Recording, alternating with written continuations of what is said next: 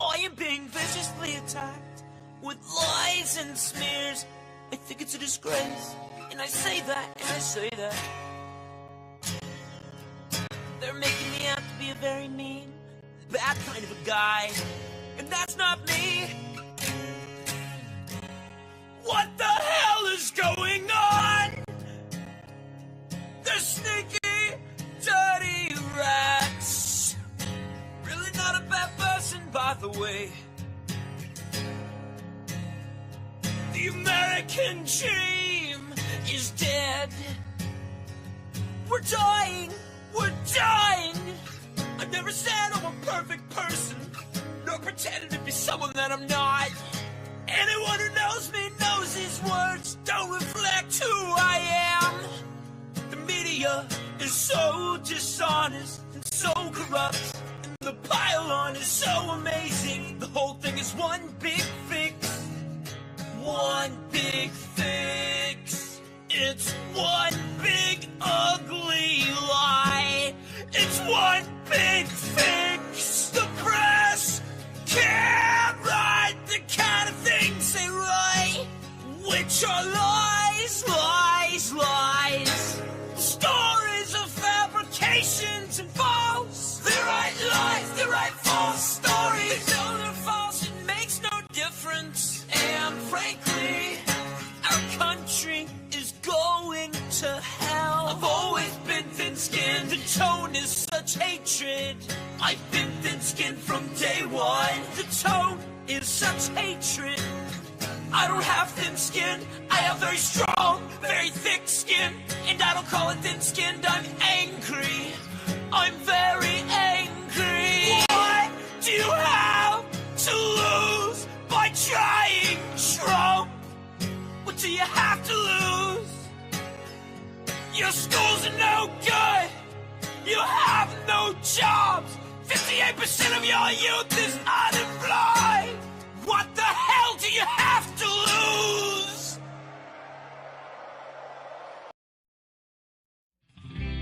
America, America, America, fuck yeah, coming again to save the motherfucking day, yeah, America, fuck yeah, freedom is the only way, yeah. Terrorists, your game is through, 'cause now you have to answer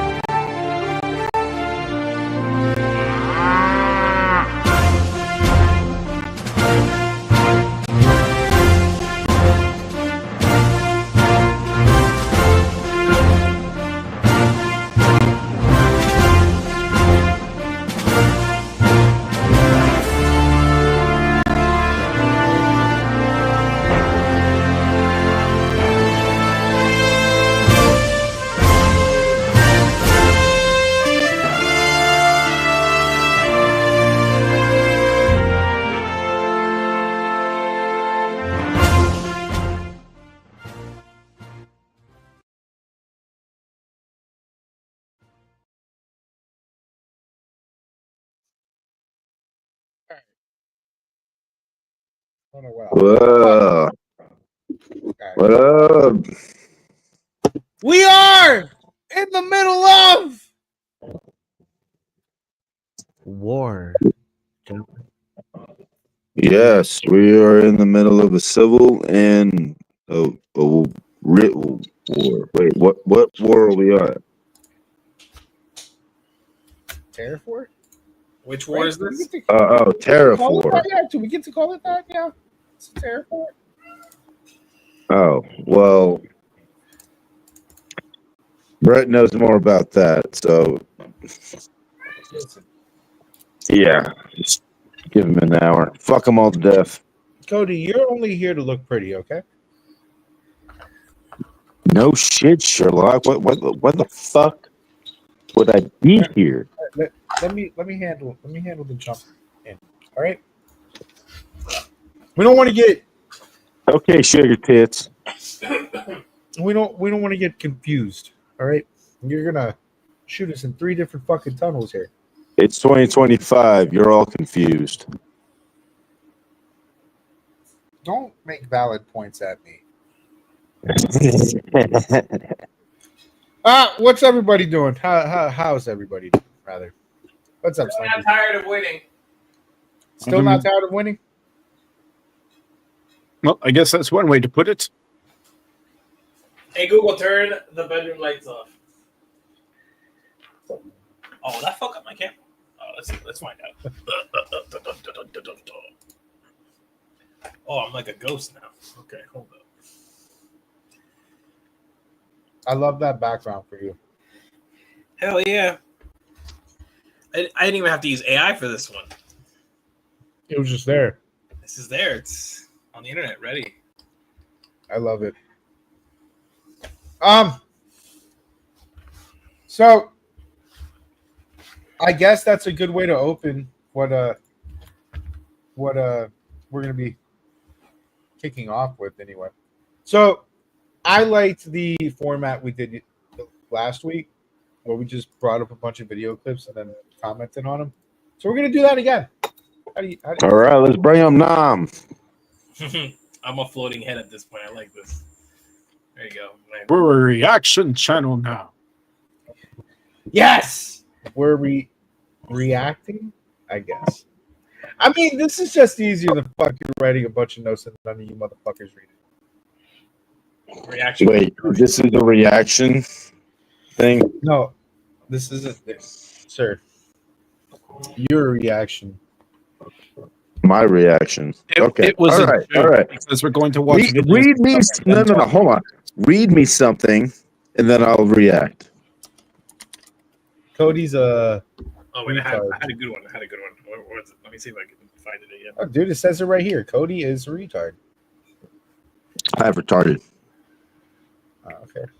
Well, that is a reaction, I guess. All right, Cody, you did it. Congrats. That's the show, everybody. Go home. Another one. Go.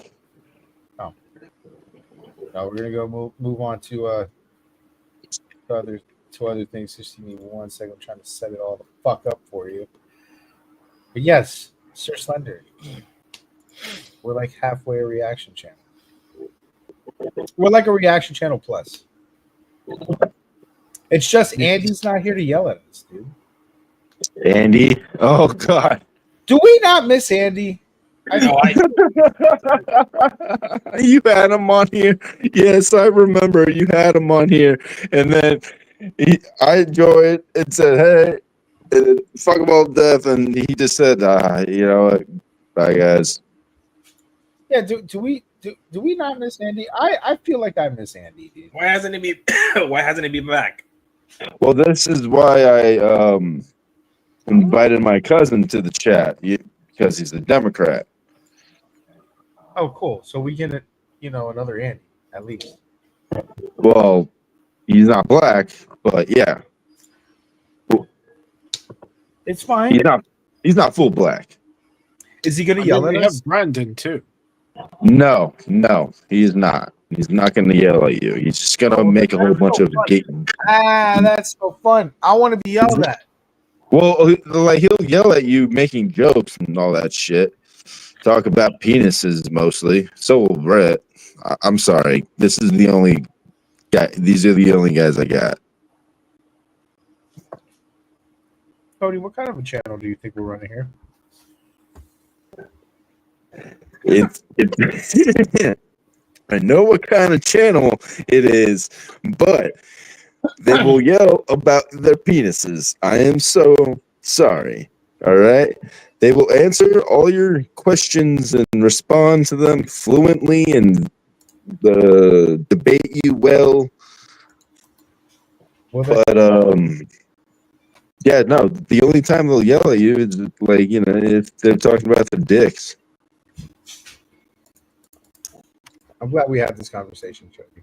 We're off to a great start. I'm really glad that we had this conversation. I gotta turn on a light. Hold up, be right back. That was something. Yeah, this is great. Honestly. I'm trying to find fucking I guess before we get into any videos, we could do this part. Let's talk about it a little bit. What? Hold up. Let me. Oh fuck! It's behind a paywall. We're fucked. Fuck that. I'm fuck that. Moving to the next one. Fuck AOC being a retard. We're moving on to fucking Let there be light. what I wanted to start the show with anyway. A little better. Nope, still There we invisible. go. Yeah, My camera's not playing Fuck good today, yeah, man. I'm like a ghost. dude. I think technology was like trying to like revolt for me a second ago, but it's all right. I've got it all under control now. Things have been weird since I've That's why I asked had to- AI about that question that was in the video that Brendan sent. It's monitoring you now, man. It's watching you. I think it So- took becoming a devilish AI literally. So it's funny that Charles decided to bring up the picture that he brought up because I really did want to kick things off with the very first. I think this is the first ever. Can we call this the first ever? The first ever presidential car ad at the No, White Biden House? did it too.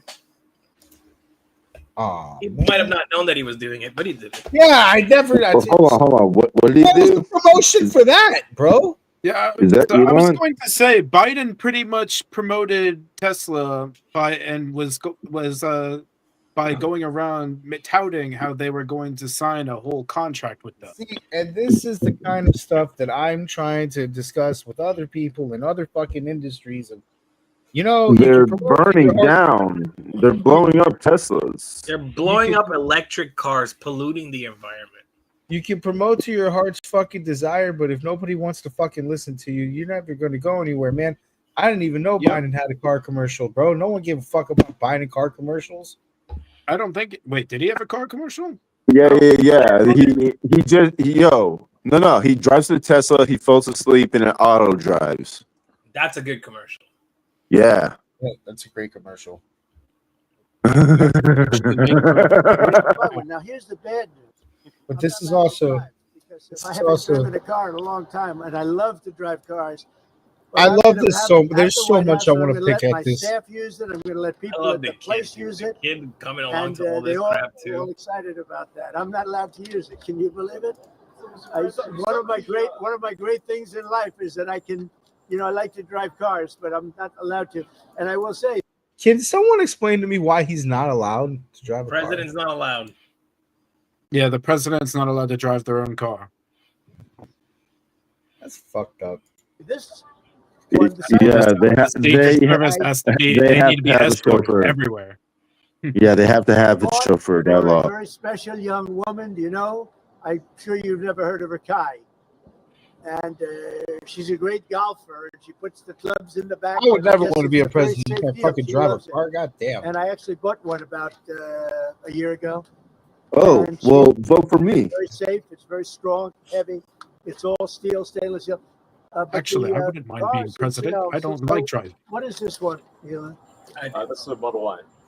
That's so- a I love it. I love it. How old you got to be? Like 35? 40. Elon's definitely not a fucking marketing person. I can tell you that for fucking sure. Because like, I just hold on because we might have missed that. So what is this one, Elon? That's the Model Y. Yo, hey, say something about the fucking car. He threw you a layup. Jesus, Elon, you're selling the car to all of America. It's on the fucking lot of the White House. Say something about it. Jesus, fuck. Sorry. God Dude, damn. there's a Tesla around every fucking corner on every fucking street in my neighborhood. Fuck me, bro. Stay Can't safe. stand that. Okay. Not my neighborhood, but just around me in my city. I can't. There's a surprisingly amount of Cybertrucks on the beach. There's so unnecessary. There are so many of them, and there is so little use for them. They don't. I saw one in gunmetal black paint yesterday, and it was honestly good looking. Like I would buy that You would if I had the money.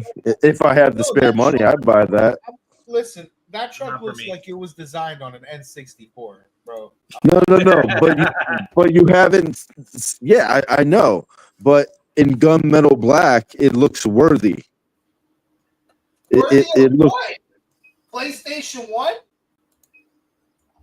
Look it up. Technically, Look it up. Gunmetal black, gunmetal Cybertruck. It still looks like a fucking Polygon, bro. I don't care what it looks like. Put a fucking machine gun on top. All right? Those are the trucks we used to draw in elementary school, bro. That you're proving my point. You're literally insane. I don't care if I'm proving your point. I'm Right. just saying the gunmetal black paint like made it look cooler. All right, I'm gonna let you have this, Cody. Gunmetal black Cybertruck is apparently cool. Well, you looked it up. No, for PlayStation 1 graphics is what I meant to say at the end. All right. Listen, it looked cool in 1996. That's a Model Y. So I have a Oh, lot of dude, it would be the including shit. price. Yeah. I want It would have been the shit. You know, I do notice this. They have one, which is $35,000, which is pretty low. What is that all about? $35,000. Tesla's auto expense. Pretty low. A Tesla Forza was $35,000. Yeah. And I just want to thank the president for his support. This means a lot. And also thank everyone out there who is supporting Tesla. It's really terrible that there's so much violence being created against people like Tesla, Tesla supporters, Tesla owners, Tesla stores. These are innocent people who've done nothing wrong. Yeah. But nobody's been. You're a great it hasn't public been- speaker, there's been Elon. some physical damage. Hats a little off, man. You are damage, and fucking great. We want to keep it that way because Stick to tweeting, I don't dude. want to say this. Jesus It's not the fucking appropriate, but Christ. law enforcement's out there watching everybody. We don't want this to happen. And not to somebody that's been so good to our country. He didn't have to do this. He didn't have to go through this. And we can't let it happen. How many And it's meetings nice do you that think I that happen to we love the moved product. around to have this fucking It's a car lot ad. nicer if you also happen to love the product. And this White he's House done a powered really good car job. ad? Go ahead, Peter. Is there, I guess this is for Elon Musk, is there a discount?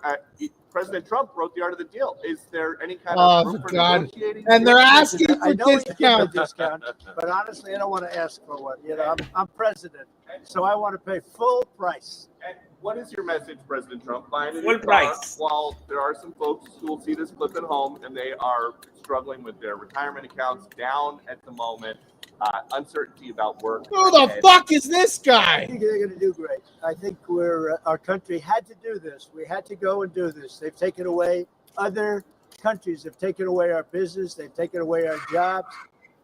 I did it initially very strongly against, as you know, China and some others in the first Pardon, term. President.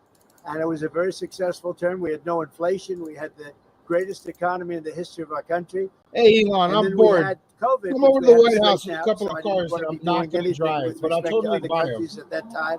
And we did a great job with it. We handed the stock market over. It was higher than it ever was. And think of that, higher than it ever was to that point before. And nobody thought that was even possible. We did a great job. But we had the greatest economy in history. This economy, in my opinion, is going to blow it away. But what I have to do is I have to get the workers back. I have to get the factories open. We have 90,000 factories and plants are closed from what you had just prior to NAFTA, All which right, is, all you know, it's really a policy. All right. People of Canada would pay much less tax. It makes a lot of sense. And by the way, when you take away that artificial line that looks like it was done with a ruler, and that's what it was. Some guy sat there. I love this guy. He's going to spend 35 minutes talking about fucking nothing. Yeah, we don't need to go through 35 minutes of this. I love, no, I'm not going to, I had no intention of doing it. But I love this guy. I do. We have so many things to do right now, all right? We're trying to fight the price of goddamn eggs out here. All right? That's what we're trying to do. They have gone Well, we down. just need to breed more chickens for that. But we find the chicken numbers listen, with all the things that this guy Just doing, like the human population, we got to get them chicken numbers up. we're still finding a way and finding time to spend 35 minutes talking about nothing in front of a Tesla. I love this guy. Oh, it's This not guy's nothing. great. It's putting on a show. Awesome. I just want to say, hey, if they're not beating Elon Musk, you're not beating the allegations now, buddy. It's over. I don't even know why you allowed this to happen, bro. You're gonna get fucking swatted. It's done. It's over, Elon. You're not beating the allegations now. How the fuck you get Tesla in the White House? Twice. Apparently. Twice. Because the first one because the first time he was on the Democrat side and they wanted his Teslas. Now he's on the other side and they want his Teslas. I love it. Genius. It's what happens when you have a good product. This is like it has no party line. Solving politics. Bipartisan transcends boundaries. Bipartisan support. I listen, I love our politics because it's shit like this that gets highlighted on a day. Like while everything else is burning in fire, like fucking tariffs and fucking women. Men's sports. Fuck. We still find the time, bro. We still find the time to appreciate the small things. And I mean, if this is important stuff to appreciate the little things. I like having a president that appreciates By the way, I have to speak of inflation. I love these socks. What's with these socks? Appreciating. I'm trying to stay focused, but I'm very impressed with the VP's socks. Forget inflation. Have you seen JD Vance's socks? It only adds to the meme at this point. I mean, look, this is just them being human, and people are taking this and getting insane about it, making it like, oh, this country's a joke. Are you kidding me? Look at his socks. His socks are actually really out there. And he's wearing his pants to really show them off. They have shamrocks. I haven't seen this March clip yet. Oh my god. Hey, but it's St. Patty's this week. That's appropriate. Right. Yes, that's exactly why. Oh, he has a green tie. Holy crap. Okay. Like that, you gotta also realize that's observant. Yeah, but Biden would have not seen the socks. He could never see the socks. Yeah, dude. Are you kidding me? Biden wouldn't see the socks. He doesn't know how to appreciate good socks, okay? All right. Biden doesn't even know what socks are. Listen, as long as we have a presidency that's wearing good socks, we're gonna be okay. If you want, we can watch or we can watch more of that session. Did we watch that one on here? I think I do have it coming, kind of. I don't know if I have the full session, the full White House NATO guy meeting. I think I have it. Well, this was with the this was the meeting with the Irish Prime Minister.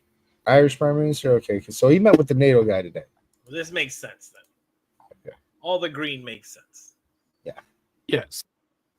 But still, as long as we're appreciating the little things. Right? Oh, that's it's live right now on news. If you look on your side there. Well, Got about live NATO content. and We stuff. could be a real reaction channel. holy shit! Wait,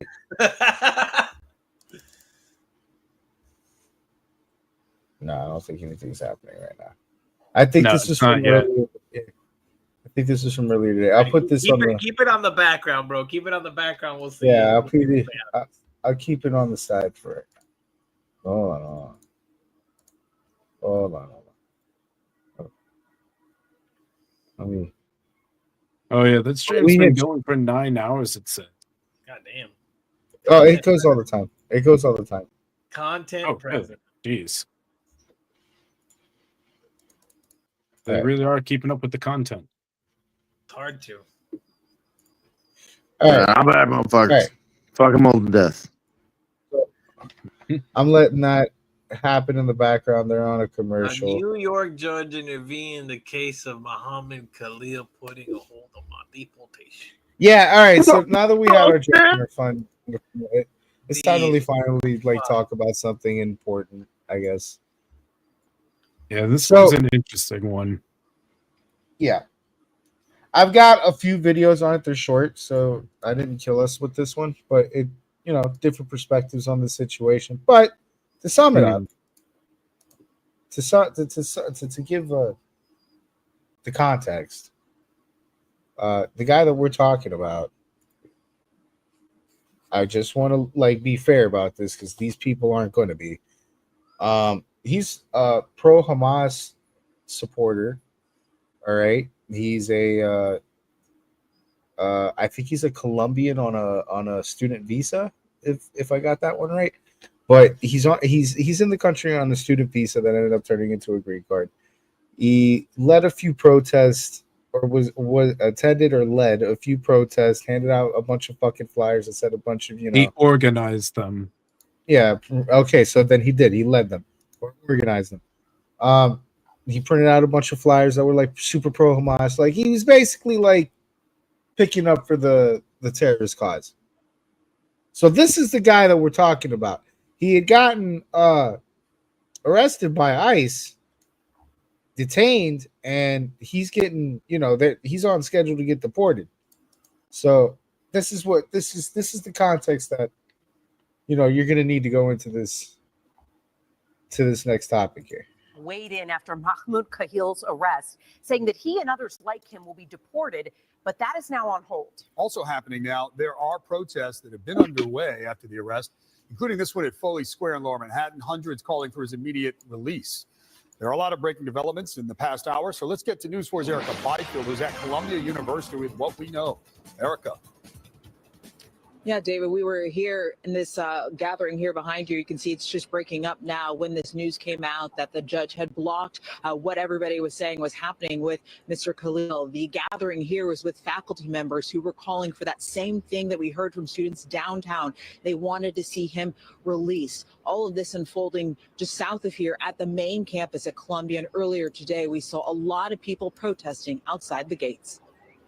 Free Mahmoud Khalil! No! They yelled Mahmoud Khalil's name outside of Columbia University. In ICE custody. I think that the students have roaring out there, right to their free speech on campus. I think anybody free speech is not supporting terrorists. Interests that are anti-American, pro-terror, anti-Semitic, and is not a U.S. citizen can be deported. The former Columbia University student's weekend arrest coming after months of being the face of discontent on campus. He was among those organizing and speaking to the media when students pitched tents and refused to leave after the Israel-Hamas war broke out. On Saturday, federal agents took Khalil into custody from his student housing apartment. His attorney telling News 4 that Khalil is a permanent resident and green card holder. We are going to eradicate anti-Semitic behavior.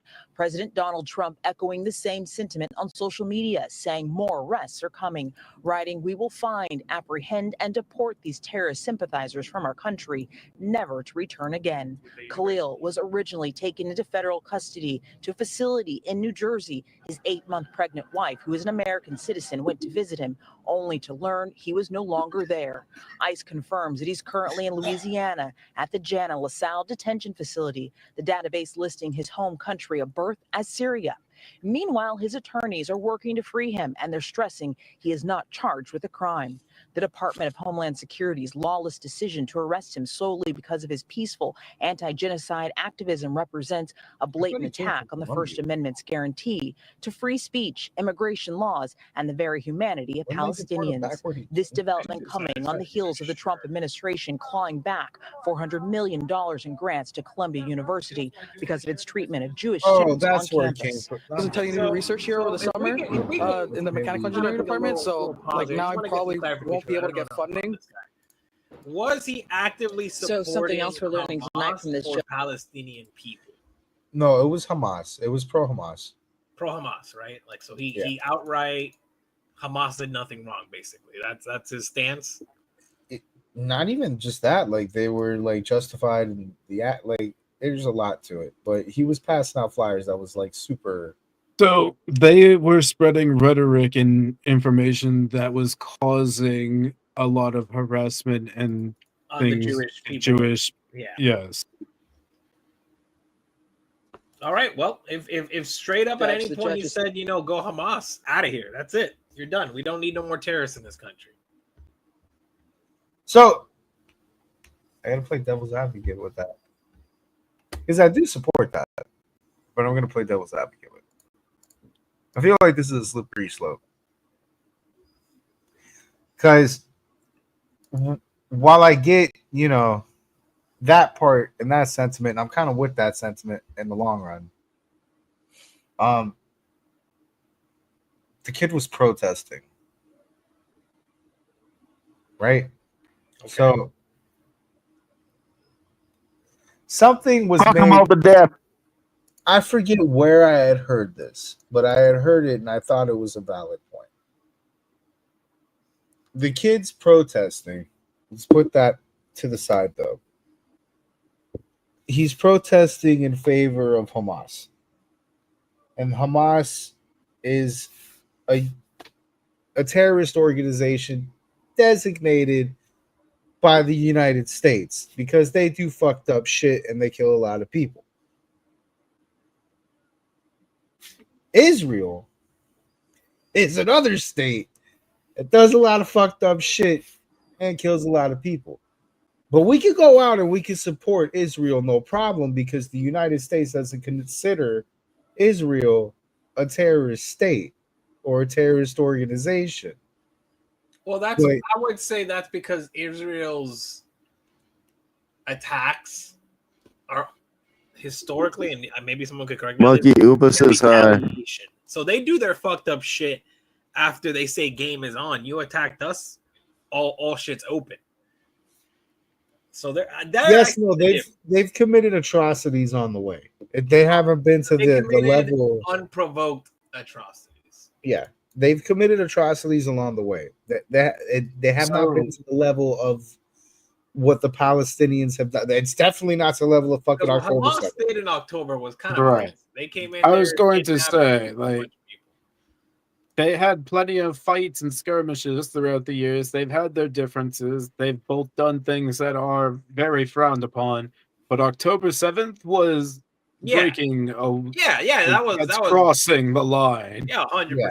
So, like, I get where you could come from, where Israel's retaliation is also pretty fucking bad because you're getting Palestinian civilians killed in the crossfire, like indiscriminatory.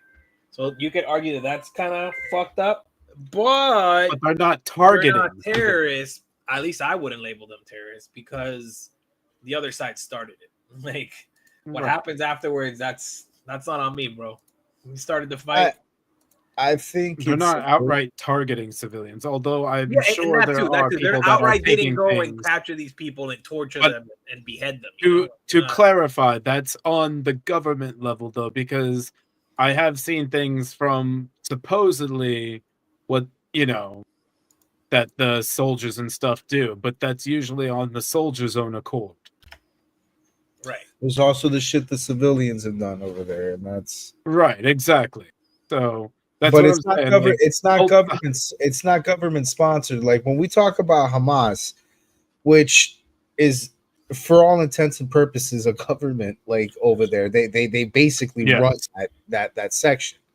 So that is state sponsored fucking terrorism. Yep. And this becomes,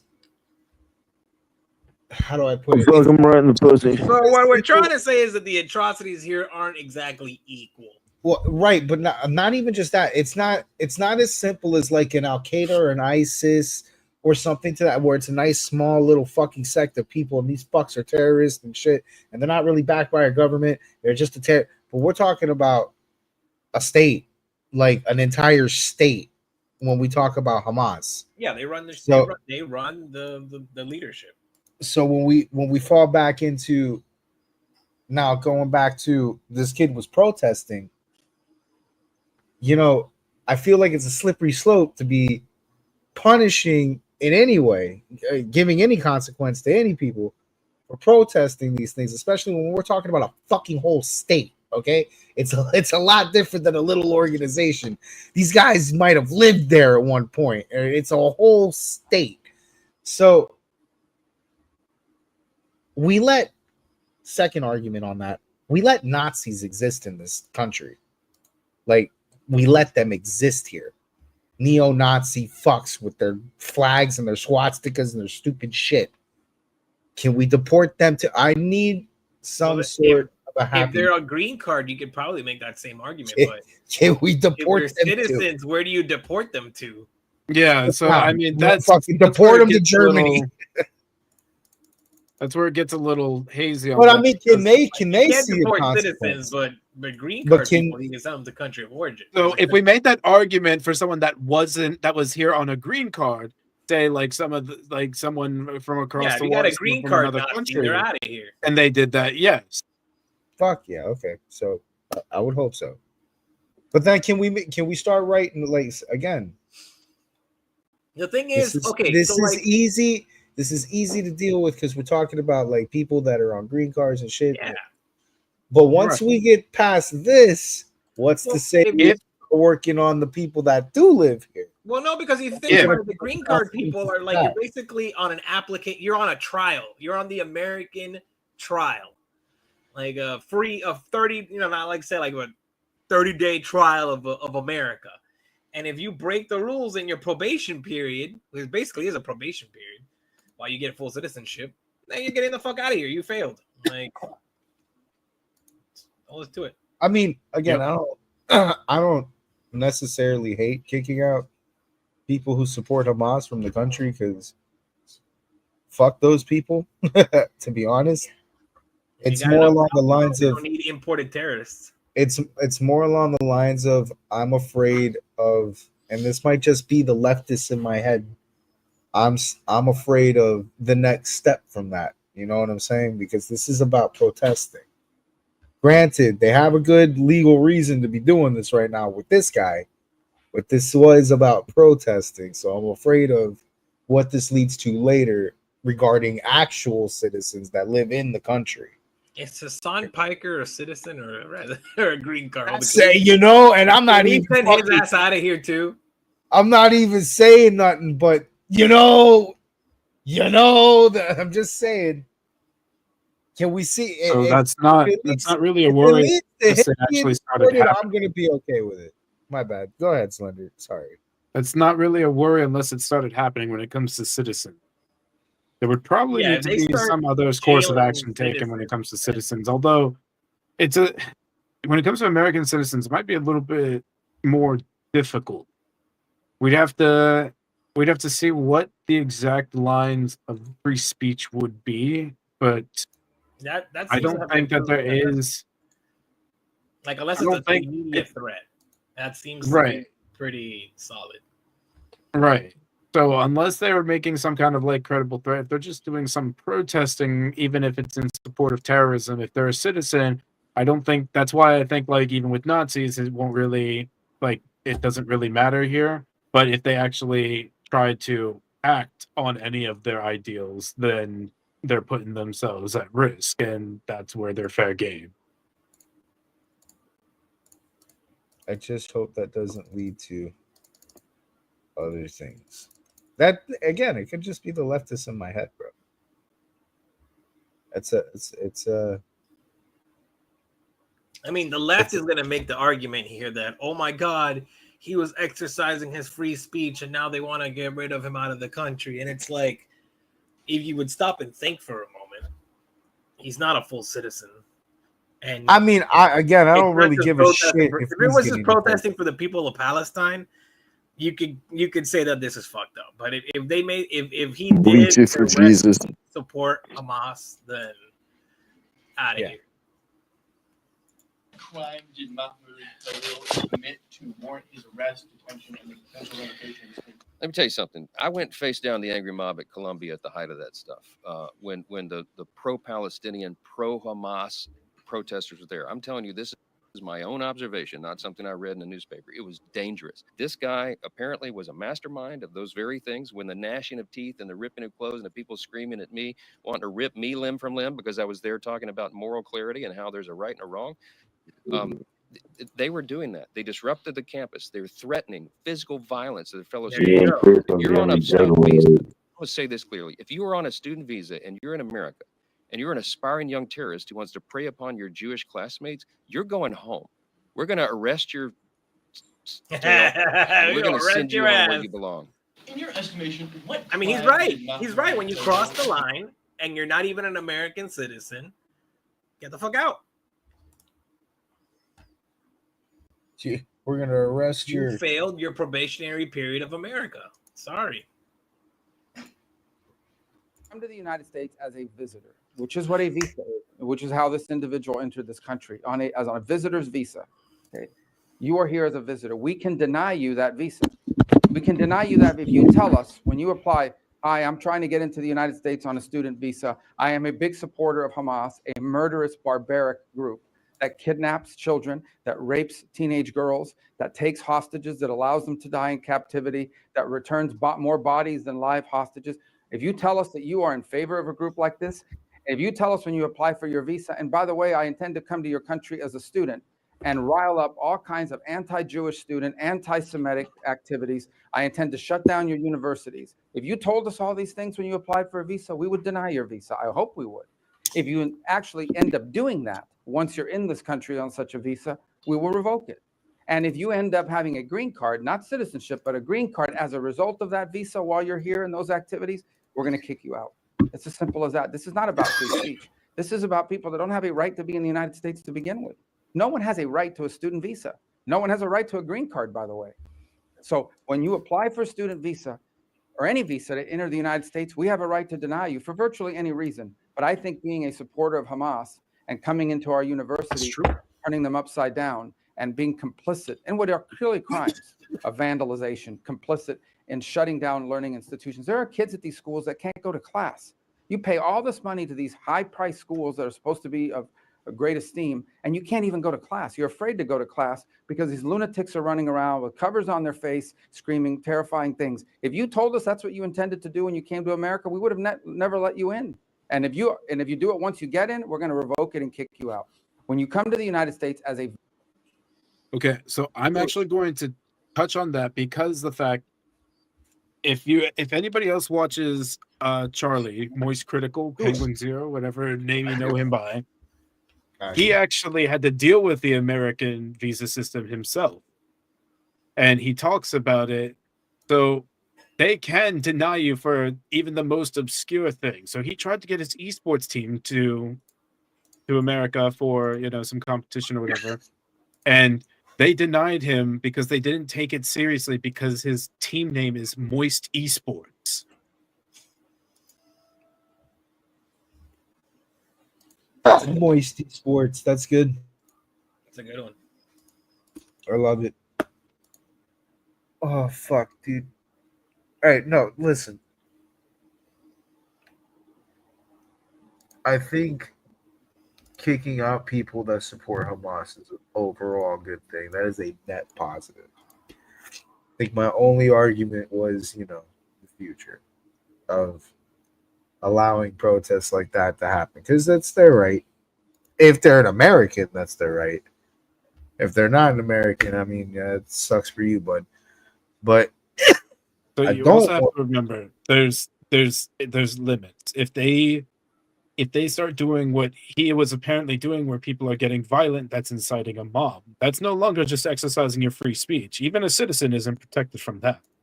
Yeah, but he wasn't charged for that. He wasn't charged for inciting no mobs.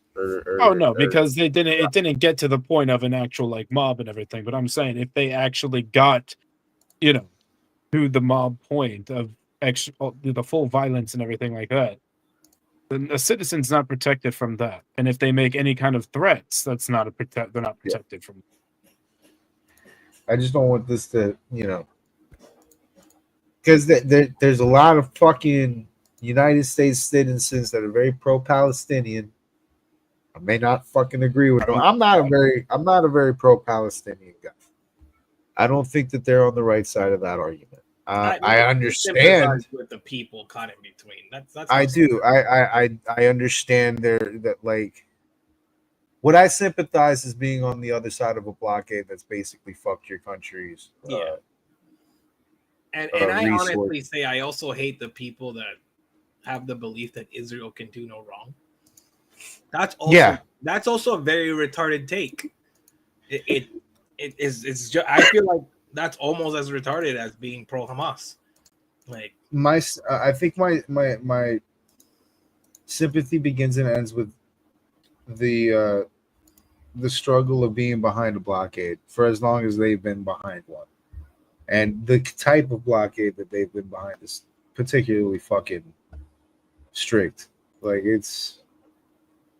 nothing's getting behind that unless Israel allows it. It's pretty fucked. I also don't think fucking just occupying that amount of land is good on Israel's side of the ball either. But the reason why I'm not very pro-Palestinian is these people. I used to think that Palestinian politics were corrupt in a way that their elections were skewed, but then I started actually, talking stare with into the light, bro. Talking with people that have come from because Twitch is full of a lot of them too, but talking with people that actually come from that area, and then watching interviews from different fucking sources of people in that area, bro, and it feels like it's not a fucking 100%, but it's believable that Hamas wins elections cleanly in this area. Oh hell no! They're just God. Can you imagine voting against Hamas and then they find it out? You're dead. Or worse, But it's not even that. It's these guys actually believe in the shit that Hamas is. Well, no, I was going to say when it comes to that area, they do actually. A lot of them actually do, because they are propagandized from the moment they exactly. It's propaganda. It's a lot like North Korea. They CNN your ass. A lot like and China. It's a lot like Cuba too. Anybody in Cuba, they're fucking communists, bro. Yes. Comandante, tú tienes que obedecer el comandante. El comandante sabe todo. So these people do vote in the government that they have right now that made the decision that was brainless. And they vote in governments that repeatedly in their history make these decisions.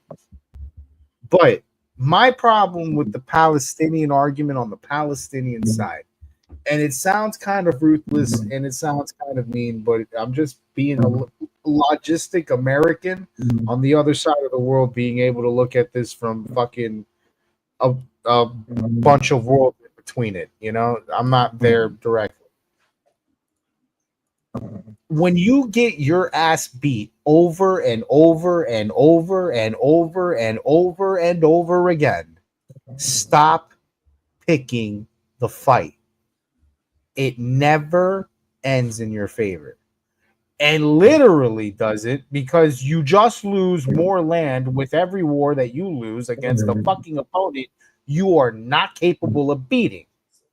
Stop picking the fight. It sounds wrong. It sounds shitty because I'm basically telling you to accept your blockade and fucking be good little cucks and enjoy your rations and suck it the fuck up because you're basically Israel's bitch. But you know, after you lose 4 or 5 fucking wars, what's your options?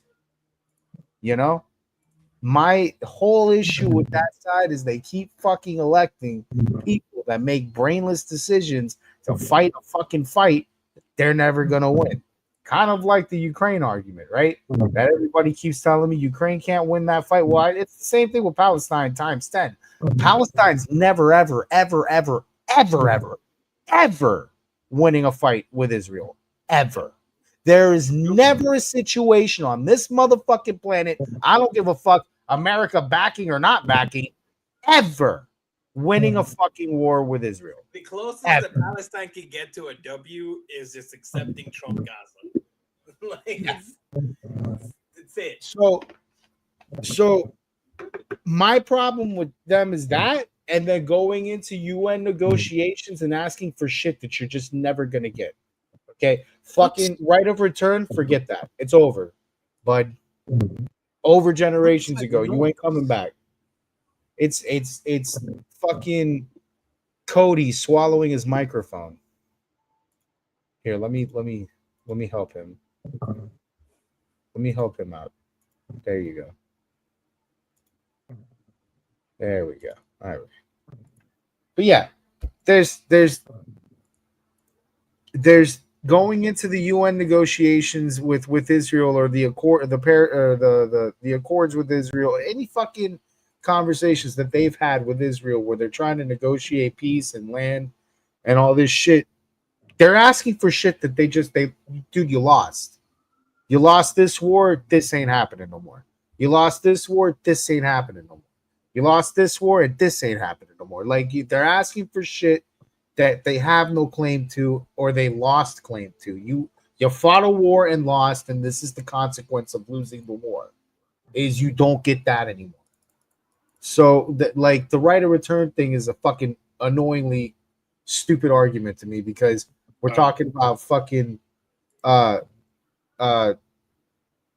houses of people that are fucking dead for generations.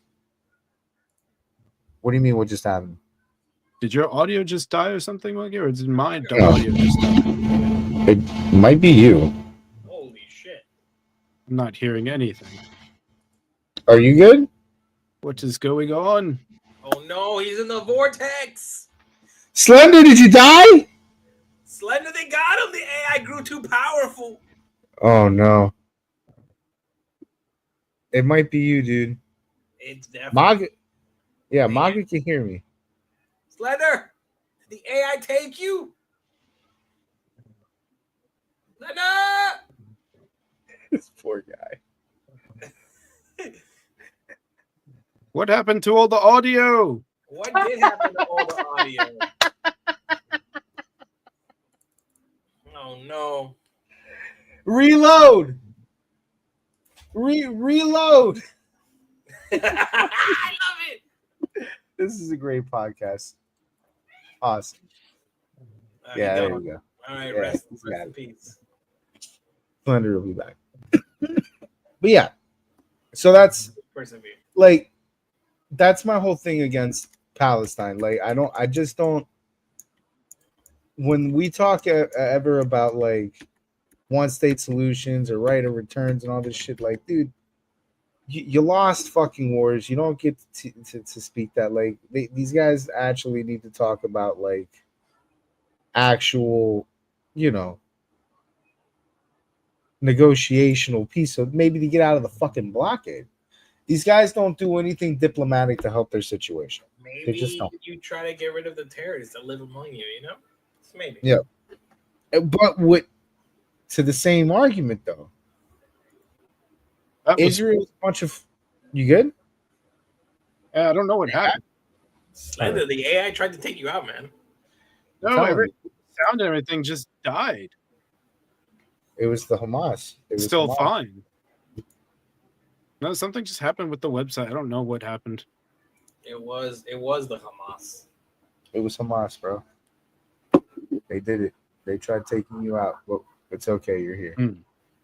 They can't take out Slender. That must have made Looking at that picture of Joe Biden, does anyone reported like if that guy's still alive? Like, what's he doing these days? Like, has anyone seen him in public? That is a good question. Why is Joe? What just happened? I don't know. I was trying to do this. Are we loading There up you something? go. Oh, there we go. Stop treating fictional characters as real people. Love it. All right, let's get back to work here. Anyway, so on the Israeli side, though, the blockade is fucked. I don't like the blockade. I don't like the fucking occupation in that area. And when you're trying to get fucking negotiations done with a bunch of people that are like super pissed off at you, it's probably not a great idea to continue to piss them off. Like, at some point, you got to stop asking the question of, well, why are we getting attacked by a bunch of people that are starving and feel like their backs are up against the wall and they have no other option but to fight and die? Why do they keep doing this? Like, at some point, we got to stop pretending like we don't, like we're not dicks in all of this, because you're dicks. Like, the blockade is retarded. It just is. Holding the land there, what's the land for? Nothing. It's not.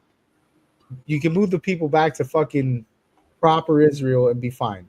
Like, this shit that Israel does is snaky. It is. We win wars with people that are fucking fighting us with sticks and stones. We take more of their land because we win wars, and we continue to be dicks. So, like, I see the issue. I see the dickery on both sides. All right, Israel's not fucking clean in that whole situation. I just have a problem. I'm not going to cuck out to Palestine like the rest of these guys. I can't. Like, at some point, you got to make. It's a complex issue that everyone tries to simplify into good and evil, and that's just so retarded. Yeah, because it's not. It's not good and evil. It's stupidity, is what it is. There It's is stupidity. a main aggressor and a retaliation. We get that, but it's not black and white. I hate people that just make it a black and white thing for really any issue, but this is one of them that really it hits people to go extreme one way or another, and the ones that go extreme on this specific issue always have the most retarded takes. What do you think, Slendy? Yeah, that sounds about right. Really? That is a fucking response. Right? I'm kidding. I'm just fucking with you. Anyway, I think I My actually. response is the image. Oh, never mind. It changed. I think I had found, by the way, that meeting that they were having in the White House, because they were replaying it. Yeah, I found it. It is right there. So we can actually watch that, Slender. I did find it.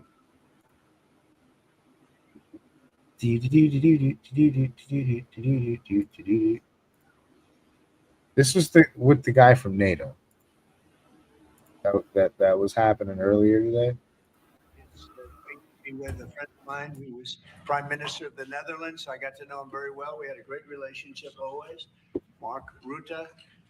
Now he's Secretary General of NATO and doing a fantastic job. Everybody, every report I've gotten is what a great job he did, and I'm not at all surprised. What a great job, bro. We had to support him, and we supported him as soon as I heard the name. but he was a fantastic prime minister, and he's doing a fantastic job. An even tougher job. Which is tougher, being the prime minister of Netherlands or? This job is quite tough. I would think this is a little. But Dutch politics is also brutal. So Yeah, but this is pretty tough. You're doing good. We're going to be discussing a lot of things. Obviously, we'll be discussing what's happening with respect to Ukraine and Russia. At this moment, we have people talking in Russia. We have representatives over there, Steve Witkoff and others. And they're in very serious discussions. As you know, Ukraine has agreed, subject to this, what's happening today, to a complete ceasefire, and we hope Russia will do the same. Thousands of people are being killed, young people, usually, mostly young people. We were just talking about it. Thousands of young people are being killed a week. Young And we want people. to see that stop. And they're not Americans, and they're not from the Netherlands for the most part. They're from Russia, and they're from Ukraine, but they're people. And I think everybody feels the same way. We want it to stop. It's also a tremendous cost to the United States and to other countries. And it's something that would have never happened if I were president. And it makes me very angry to see that it did happen.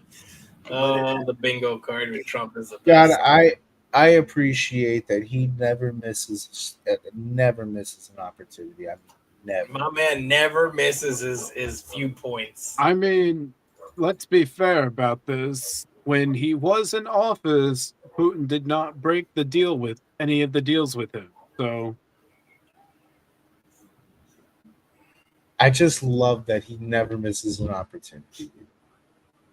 I do have to we agree got with him. 4 I years do to feel go. that it wouldn't have been a war if he was in office. We really, And you know, it, of course, you're not going to miss. If you were president, that was you who was in this situation. Of course, you would bring it up at every possible chance you could. So whenever the State of the Union happens, finally, we need to have a UFA poll Trump bingo card. We need to all make our bingo cards. Oh, So we are ready to roll on that State of the Union. Because he has those zingers. He never fails to say them, man. It's actually fantastic. True. Would have happened. Never would have True. happened. Mm-hmm. Remember when they were Ukraine- basically and saying Ukraine it was would a never fucking happen. retirement home over there? Mm-hmm. Well, man, they found all the young people. Competent president. Stop it. And Mark has done some really good work over the last week. We've been working together, and he's done some really good work. So I'm very happy about that. We'll also be talking about trade and various other things. And I think we'll have a very, very strong day. We're going to have lunch afterwards. That'll go. And then Hey, we'll they'll see eat you a all later. lunch. But Mark, would you like to say something? Yeah, First of they're eating all, Zelensky's thank you so lunch. much, Mr. President, dear Donald, again for hosting me, and but also for taking time in Florida a couple of weeks after you were re-elected. That's right. And of course, our phone call a couple of weeks ago, and I must say, Trump 45, you originated the fact that in Europe, we are now spending, when you take it to aggregate, 700 billion more on defense than when you came in office in 2016, 2017. But that was Trump 45. But then when you look at Trump 47, what happened the last couple of weeks is really staggering. The Europeans committing to a package of 800 billion defense spending. The Germans now, potentially up to $500 billion extra in defense spending. And then, of course, you had Keir Starmer here, the Yes. Prime Minister, and others. Kiss all the committing to much ring. higher defense spending. We're not there. We need to do Run more. the But I need to work stats. together with you in a run-up to the The Hague Summit to make sure that we will have a NATO which is really invigorated under your leadership, and we are getting there. Imagine and we also Zelensky was discuss so smart. defense production, because we need to produce more weaponry. We are not doing enough. And not in the US, not in Europe, and we are lacking behind when you compare to the Russians and the Chinese. And you have a huge defense industrial base. Europeans buying 4 times more here than the other way around, which is good because you have a strong defense industry. But we need to do more there to make sure that we are hand-pumping the production and kill the red tape. So I would love to work with you on that. And finally, Ukraine. You broke the deadlock, as you said. All the killing, The young people dying, cities getting destroyed. The fact that you did that you started the dialogue with the Russians, and the successful talks in Saudi Arabia now with the Ukrainians. I really want to commend you for this. So, The Hague is my hometown. I love to host you there in the summer and work together to make sure that that will be a splash, a real success, projecting American power on the world stage. What Mark is saying is when I first went to NATO, my first meeting, I noticed that very few people were paying. And if they were, they weren't paying their fair share. There were only 7 countries that were paying what they were supposed to be paying, which was, yeah, even worse. Could be even worse. But That's actually nuts that he doesn't know that number. That's actually nuts that he had to get corrected on that. I stepped out. What I missed? Hold on. Only 7 countries that were paying what they were supposed to be paying, which was, yeah, even worse. Could be even worse. He said only 7 countries were paying. The other guy's like, nah, bro, it was only 3. That's even worse. Like, Jesus. But I thought he was going to get corrected. Like, no, you're wrong. You know, countries there were were this many paying, countries paying. You're wrong. Even the No, paying, worse. it was at 2%, which is too low. It should be higher. It should be quite a bit higher. But you had Poland, and I remember Poland was actually paying a little bit more than they were supposed to, which I was very impressed with. They've been actually terrific, and some of the others. But most of them weren't paying, or they were paying very little. And I didn't think it was appropriate to bring it up there, but I said it's going to be brought up at my next meeting. And my next meeting, the first meeting, you want to give them a little break. The second meeting, it began, and I was able to raise hundreds of billions of dollars. I just said, we're not going to be involved with you if you're not going to pay. And the money started pouring in, and NATO became much stronger because of my actions and working along with a lot of people, including Mark. But they would not pay for other presidents, and I don't think other presidents even knew that they weren't paid. I asked first question, has everybody paid up? And literally, I mean, they told me 7. You could be right, it could be 3, but that makes it even worse. But they just weren't paying. And I said, no, I won't protect if you're not paying. If you're delinquent or if the money isn't paid, why would we do that? And as soon as I said that, got a little hit from the press because they said, oh, gee, that's not very nice. But if you said the other, nobody would have paid. And the money started coming in by the billions. And, hundreds of billions of dollars flowed into NATO, and NATO became strong. Yeah. And you remember that. Your predecessor, who I thought was a very good man. Absolutely. Actually. Yes, Stoltenberg. He sends his best greetings. He was terrific. Stoltenberg, Secretary General. And he made the statement that when Trump came in, the money started coming in like we never saw before. Hundreds of billions, actually probably close to $600 billion came in, and NATO became strong from that standpoint. And now we have to use it wisely, and we have to get this war over with, and you'll be back to a normal, much more normal life.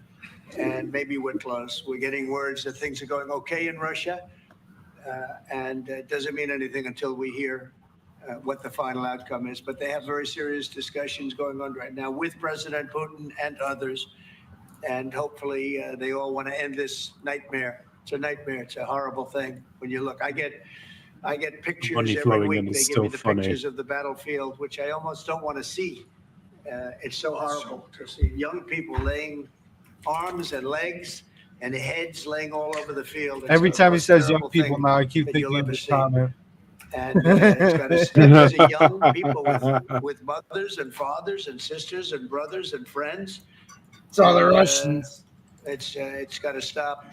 So we hopefully are going to be in a good position sometime today to have a good idea. We'll have, we know where we are with Ukraine, and we are getting good signals outside of Russia as to where we are with Russia.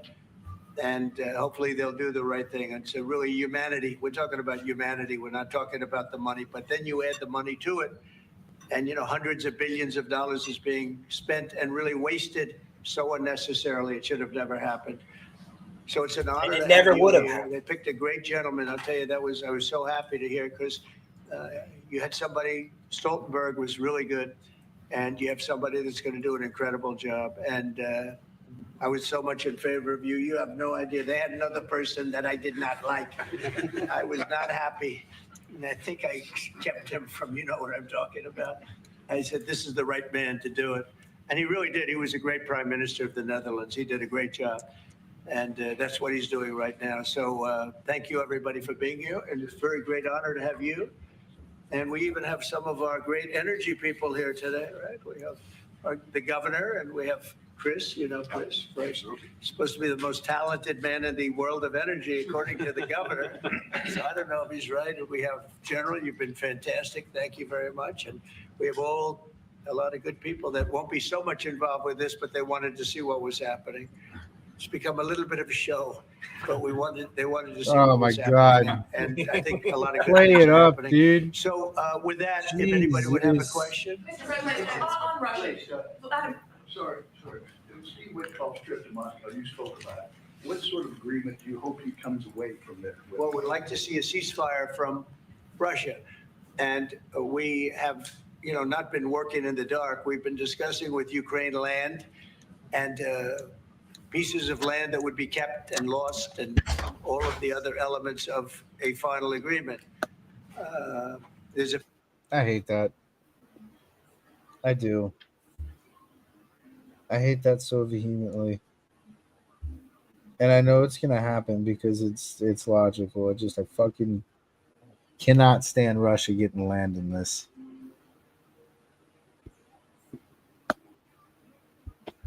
Like it fucking bothers me. I don't know. It's a bit of a touchy one because the land that Russia really wants is land that people were trying to secede to Russia. And I know there's a whole dicey situation even behind that, but there are supporters in that area. So I mean, it's a tough one. That's something that I personally believe that the U.S. shouldn't be a part of, but this is a necessity to get a ceasefire going. Yeah. And I'm understanding. Peace. I'm understanding that we need to get the bullets to stop fucking coming out of guns over there. So, but it just does not feel good to let Russia have land in this. It does. Right. What are you Like, doing? I know that it's probably unavoidable now at this point, but god damn, I did not want to see that. Just it feels like appeasement is really what it is, bro. Because they Russia was the dicks in this. But all right. Again, that is another subjective, but yes, to a lot of people, very many people. I mean, so Russia, no matter what, Russia is always going to be like not. They did definitely do things that they shouldn't have. There's no denying that. But you have to remember there was provocation to it. I mean, realistically, they will. Again, another not so black and white issue. Right. That's the only point I'm trying to make. It's not completely black and white, just like everything else. Yes, they are in the most wrong, but it's not just them that's the bad guy. It's not that like okay. I know I get that. And I guess but people those who are more like you that are more against Russia will see this as an appeasement to Russia. That not is what just my the point. appeasement, just the appeasement part, but unlike the other war we were just talking about, although I could be wrong, there might have been a treaty that they violated. I'm not 100% there. This war had treaties violated, had ceasefire agreements violated, and Russia was the one violating.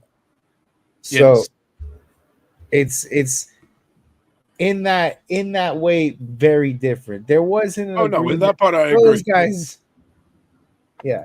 Like So I said, they are definitely farther along the worst in this.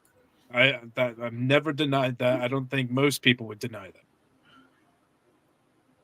that. So, what did Justin say? that's I think that means Russia wasn't provoked. They took advantage of Biden's weakness. Yeah, Well, that's not entirely so okay. So in this situation where they broke the treaties during Biden's presidency, yes, they did take advantage of his weakness because what did Biden do? He just said, Russia, don't do anything. Don't do it. And what did they do? They did it. Well, what did he say? Don't. Don't. Right. Like, what are you, a fucking... Oh, all right, Mom. I won't. But No problem. When we're talking about the overall, like the entirety, it was a provocation from the U.S. But this is going years and years back. Expanding NATO. That's it. For decades, we won't expand east. That turned out to be a lie. Again, though. Because we're Big And the Daddy more- America, we say, fuck you. We can do what we want. You're damn right, baby. Daddy. Now, listen. If to get the American out of me so I can talk about this in a reasonable fashion, I don't give a fuck what makes Russia feel good. All right. And if we want to expand all the way east with NATO to make fucking Russia the new Gaza Strip, I'm all right with it. I know that's never gonna happen, and that's probably gonna lead to like 7 fucking world wars. So I get that. You only need one world war to end us. You don't need 7. Right. Whatever. I get that. So I understand that that's not feasible, and I know that we have to like kind of at least play ball in some sense realistically. But fuck Russia, all right? But fair. In the more recent time, they've been dicks. Like just on the treaty level, they've been dicks. You know, and for to not be, you know, unfaithful, Ukraine probably shouldn't have fought so hard to be in NATO, and maybe this wouldn't be happening to them. But I don't throw that out. I don't throw out that Russia would just invade them anyway. I mean, yeah. True. You can't expand when it's an organization. Before organization, people apply to join and must be approved by all members. Russia is friends with Orban, and he approved NATO membership for the Scandinavian. Why wasn't that as big an issue as Ukraine applying? Because it was never about it. It's about Russia restoration of Soviet control. See, he's on to something. Justin knows. Justin knows what's up. We're gonna get Justin on this program, right? Saying. That's So, why he. By the way, expansion of that's why NATO he- doesn't chat. Go ahead. expansion of NATO doesn't refer to like an actual expansion. It's just referring the membership of adding countries that are closer to the border, which the agreement was we would not do that. Yeah, and that was like our side of the dicketry. I get that, or NATO side rather, the dicketry. I get that, but how long ago was that? That discussion, that big debate over, or that agreement rather, that hey, we're not gonna expand east. And how many times That was after World War II. Oh, Yeah. how many times have we violated? How many times have we violated after that? You know, what's one more time? Quite a few. Quite a few. What's one more time, though? I mean, What's one more time? come on. Listen, no, I get it. Ukraine probably shouldn't have tried so hard to be in fucking NATO. But at the end of the day, I don't think I don't think that really would have mattered, because I think Justin's right. I think there was more to that. They've been wanted that land from Ukraine, and now they're gonna get it, and that's what I don't feel good about. Is that they invaded for a reason, and now they're gonna get what they came for, and that's gonna send the message that you could probably do this again later if you know you feel like you could get some more land out of it. And then at some point, we're just going to call Ukraine Russia. Because I feel like that's what it is. I feel like just Russia does. I mean, we're want... just going off feeling right now. We don't know yet. Well, it's yeah, it is based on feeling, but it's all that feeling's based off of things that we've seen on the ground, like in real time, in real life. These actions do kind of tell a story. And we know what they came in for. We know what they came in for just based off of their debates and their rhetoric going into that war. Like, we know what they came in for. Like, the guy even fucking said, these fucking people have always belonged to us. They're Russian. They speak our language. So hold on. What he's saying here, Ukraine can still join by ceding land that's disputed. Has Russia come out and said that they would be okay with Ukraine being in NATO if they ceded the land? I think that meant ceding what, Crimea? Yeah. Which would like half the size of Ukraine. I mean, that's still an interesting. Doesn't matter if they're okay with it. Well, I was more asking, like, was this this was a proposition by them, or was this just in general, if they cede the land, that they can join NATO? Yeah, I'm asking more of like the specifics of how that can be. Yeah, like was that an established like thing? If you guys give up half your land, oh, okay. They want Those are the Kherson. territories, yeah. Yeah, I know Donbass and Luhansk was the because those are the two regions that I was talking that I was referring to when they were first starting that war. Those were the two regions that they talked about. Those were that's our territory. It never was Ukraine's. Blah blah blah blah blah.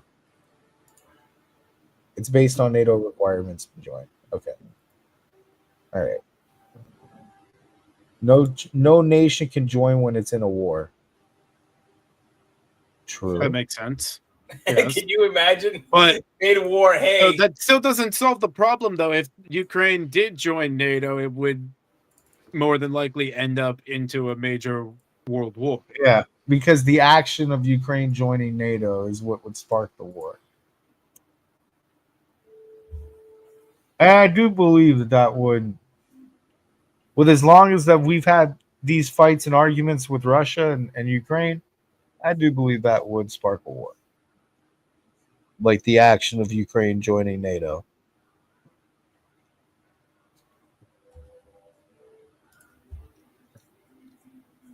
Okay, yeah, that makes sense. True. Doesn't solve the problem, but it makes sense that they would have a way of actually joining NATO at this moment if it really came down to it, kind of thing. Yeah. That wouldn't really be a good choice for them, though, to lose that territory, I would say. No. Whoever agreed to that deal would be strung up like Mussolini in an hour. Who's going to get the power plant and who's going to get this and that. And so,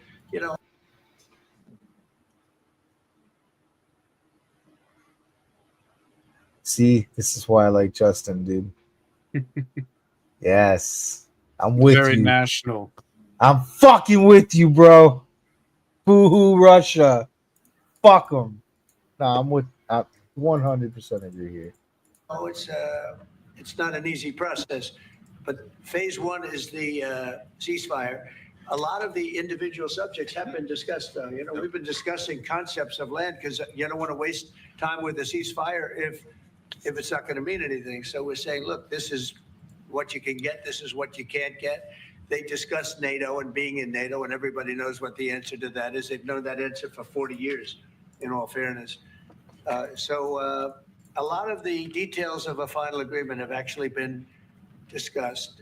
Now we're going to see whether or not Russia's there, and if they're not, it'll be a very disappointing moment for the world. Yeah. Vladimir Putin just said he is open to a ceasefire, but he does still have some concerns. He suggested that you two should speak directly. Do you have plans to speak to him soon? If Well, I so, will, when are yeah, you confident sure. you can get this across the finish? Sure. He did say that today. It was a very promising statement because other people are saying different things, and you don't know if they have anything to really, if they have any meaning, or I don't know. I think some of them were making statements. I don't think they have anything to do with it. No, he put out a very promising statement, but it wasn't complete. And yeah, I'd love to meet with him or talk to him, but we have to get it over with fast. You know, every day people are being killed. It's not like, as we sit here, 2 people will be killed. Think of it. 2 people are going to be killed during this little period of time. Thousands of people a week are dying. So we really don't have very much time. We have Hey to man, make war this is fast. It shouldn't be very complicated. Maybe 20. Thank you, Mr. President. A representative of Canada, the finance minister are in town and will meet members of your administration during the day. Any chances that you will ban on the tariffs on aluminum and the ones that are planned for April 2nd? No. You are not going to change your mind? No, look, we've been Hell ripped no, off for unless years. Canada We're not wants going to to be end their ripped off tariffs. anymore. No, I'm not going to bend at all. Aluminum or steel or cars. We're not going to bend. We've been ripped off as a country for many, many years. We've been subjected to costs that we shouldn't be subjected to. In the case of Canada, we're spending $200 billion a year to subsidize Canada. I love Canada. I love the people of Canada. I have many friends in Canada. The great one, Wayne Gretzky, the great. Hey, how good is Wayne Gretzky? He's the great one. But we have, I know many people from Canada that I know friends of plenty mine. of Canadians. But Names the one United most States famous can't Canadian. subsidize a country for $200 billion a year. We don't need their cars. We don't need their energy. We don't need their lumber. We don't need anything that they give. We do it because we want to be helpful, but it comes a point when you just can't do that. You have to run your own country. And to be honest with you, Canada only works as a state. It doesn't. We don't need anything they have. As a state, it would be one of the great states anyway. This would be the most incredible country visually. If you look at a map, they drew an artificial line right through it between Canada and the U.S. Just a straight artificial line. Somebody did it a long time ago, many, many decades ago. And I don't know. Yeah, it makes no sense. It's so perfect. I think he's as saying a it makes no great and sense that cherished Canada even state. exists. Keeping "O Canada," the national anthem. I love it. I think it's great. Keep it. But it'll be for the state, one of our greatest states. Maybe our greatest state. One of my greatest states, Canada. Yo, do we get a Floridian national anthem? What? That's some bullshit. Why do they get a fuck? They're gonna keep. Yeah, their right. own Where's the national anthem? Florida? Where's Nah. the Florida national anthem? Nah. Yeah, I want- Canada got to ditch the anthem if they're going to become a state. Either that or state anthems for all 50 states. Yep. If not, Thinking about this logically, though, if Canada were to join the UN, would it just be as one state of Canada, or because Canada has states, or would it be we would just be they have provinces instead of, but they're basically states. So wouldn't they just be the provinces become states? I would say I would personally make each province a state, but That would make more sense because imagine as well This is way just funny. adding Canada, that would throw off the balance of the government. Oh my God, Canada would have like 300 electoral votes. You So win much Canada, you fucking win the hell. election. Oh my God! Because think about California has like what 50. Canada would literally be like 150 or 200. Canada would decide every election forever. Trump, careful, bro. Careful with what you're doing. Actually, no, it's not. Even Trudeau said it's a realistic possibility. The only But thing it would be a huge Justin- logistical nightmare. Justin, Hold on. Okay, wait. the difference is, bro, Ukraine, Russia means it. Okay? Taiwan, China means that. Do you honestly motherfucking think we are literally trying to consider to add a whole fucking country as a 151st state? Like that Okay, is wait, hold insane. up, hold up. California has 39.43 million people. Canada has 40.1. So Canada only has 1 more million people than California. So That's they would actually have crazy. 52 electoral votes, 51 or 52.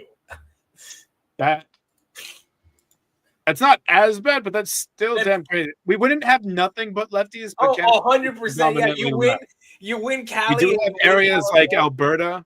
Yeah, you win Cali and you win Canada. That's it. That's 102 electoral Oh votes. yeah, You're done. you You're just almost win there. those. Yeah, that's it. Halfway home. Trump, careful, bro. Careful what you're thinking, bro. Okay. Now, if we split them into provinces, there are some more conservative provinces. So, like, it does balance. Alberta is like fucking for sure. They're Mako over there.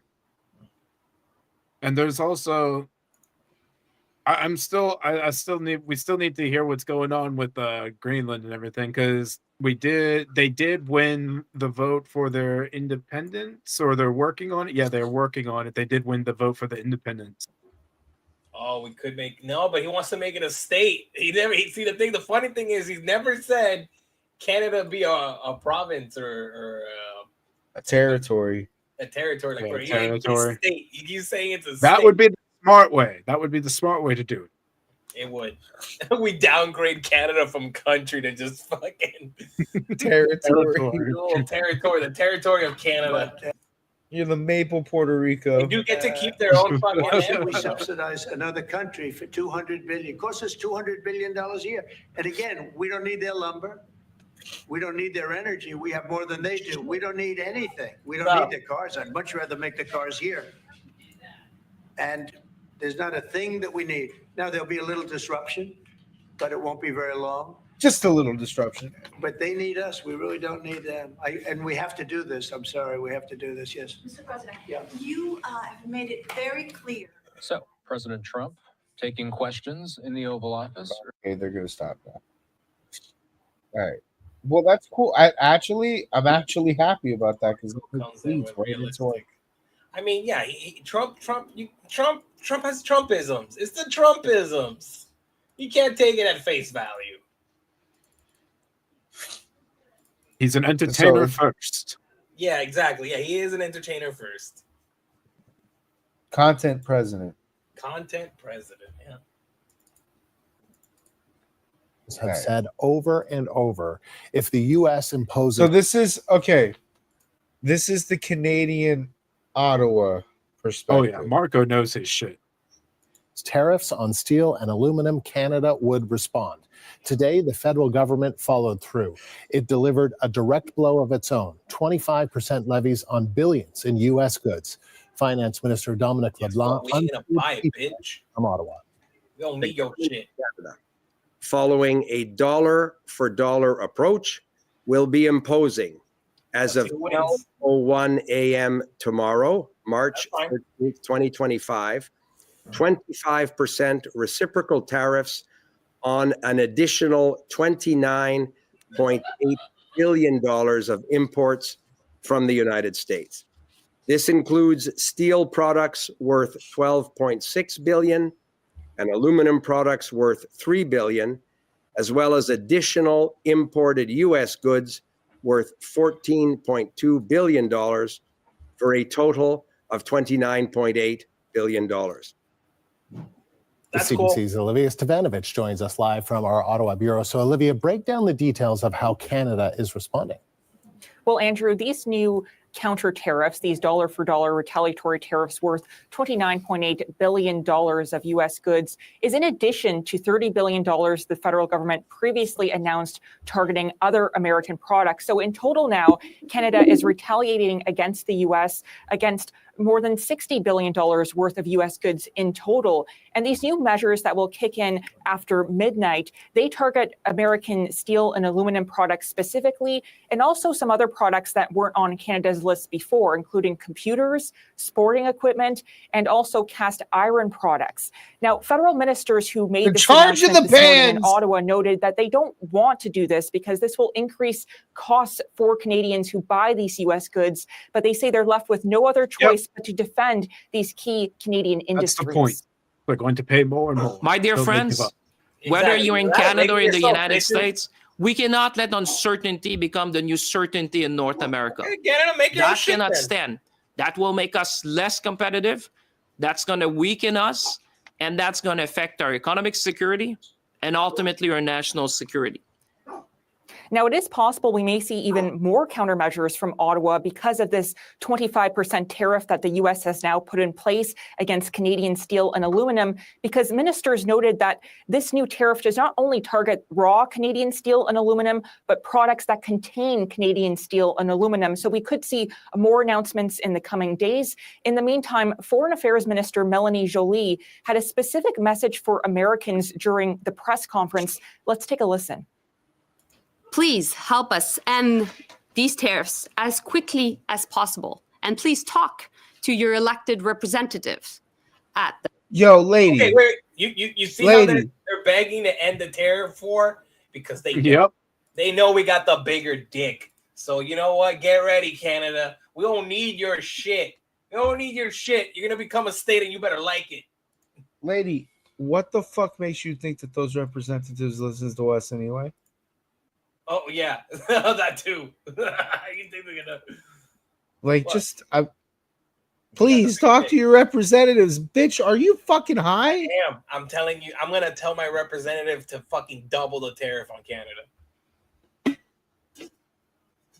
Double it and pass it to the next person. Raising tariffs on us makes Canada government make more money, not hurt the U.S.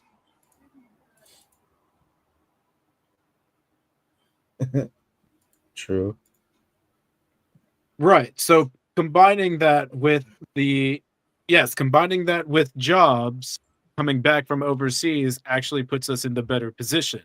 Yeah. Because we'll still be the ones making money. Yes, the government is milking more of the citizens, but the government isn't necessarily doing that purposely to affect the citizens. At least you can take that view of it. I can see your view too, though. I can see your view too, because that's more of the cynical of we don't like government. But Trump is using the tariffs to get other countries to do what he wants, because he puts them in a position where, again, we got the bigger dick. We're America. So if we're gonna play a little game of holdout, which I mean, I'm sure they're gonna try. How long can you hold out before you give in to fucking America? Like, I don't see him winning that. And again, America has the ability. I think America has the ability. Of like I said, I could see that view too. That we have more natural resources to not have to rely on Canada or other places that are charging us these tariffs. We have more buyers options than Canada will in their little Arctic ice cube up there. So good luck with that shit. Like, yeah, the only reason I feel that that's not. Yeah. Mm-hmm. Sorry. No, I'd say like you can argue that the Canadian-based products in America are going to go up, but then we'll just buy the U.S. alternative because we can. Right. The only reason I feel it's not just trying to make it a milk the people type of situation is because of the outright loathing that they all show for, namely Trump, not so much America, mostly Trump. Keystone Pipeline.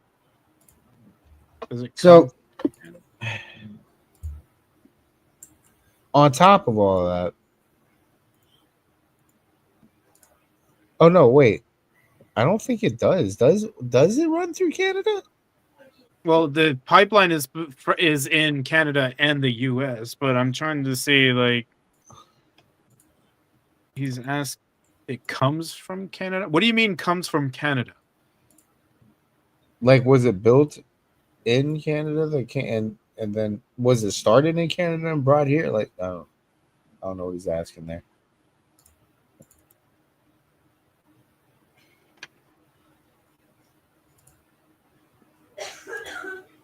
True. That's an interesting theory. I'm gonna have to look into that. But that's an interesting theory. Anyway, I don't think it Go would ahead. be able to expand that far that easily, though. Let me look at a map real quick. Well, let me also pull up a map of where the pipeline currently is so I can see that. ain't they trying to fix that problem though? I thought Europe was trying to get out of gas. So from what I'm seeing here, the first thing they're still trying to like revamp the pipeline so that phase 4, the XL, the Keystone Pipeline XL, hasn't even been completely put in place yet. Wait, was it not? No, it still says proposed. Holy shit. Right, because it was opposed from environmentalists. No, Yeah. environmentalists. There's Indians. And then as of 2021, the company abandoned the plans for it. So that was the next plan for the pipeline, was to make the XL, which would have been a faster route between Canada and the US. So that's why I feel like your theory is not correct, but it is an interesting theory and it does have plausibility. Because while it would take a lot of resources, you could get over to Greenland.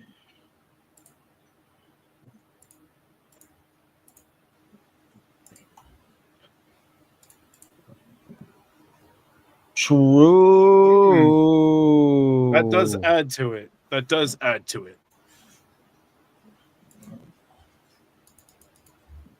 All right. We'll have to The see, federal because right now and we're the just states speculating. But and that is interesting. We will have to keep that in mind and see what happens. municipal level send the message to the White House. They don't read them. Working together, Canada and the US have built a strong enough economy, and working together, we can bring down inflation and bring stability to the markets. Jolie also warned dare you Canadians that this is going to be throwing a tariffs on us in the day-to-day first fight place? with the Trump administration, especially with more tariffs expected to kick in April after this pause of 25% tariffs against most Canadian goods set to be over that month in just a couple of weeks from now. And there could be more tariffs that the Trump administration puts in place against Canadian goods, including those on lumber, dairy, and Canadian vehicles as well, Andrew. And Olivia, what else are federal ministers? What is a Canadian vehicle? Have you ever seen a Canadian car before? I might, but I can't tell you off the top of my head. I That's have not good. no idea.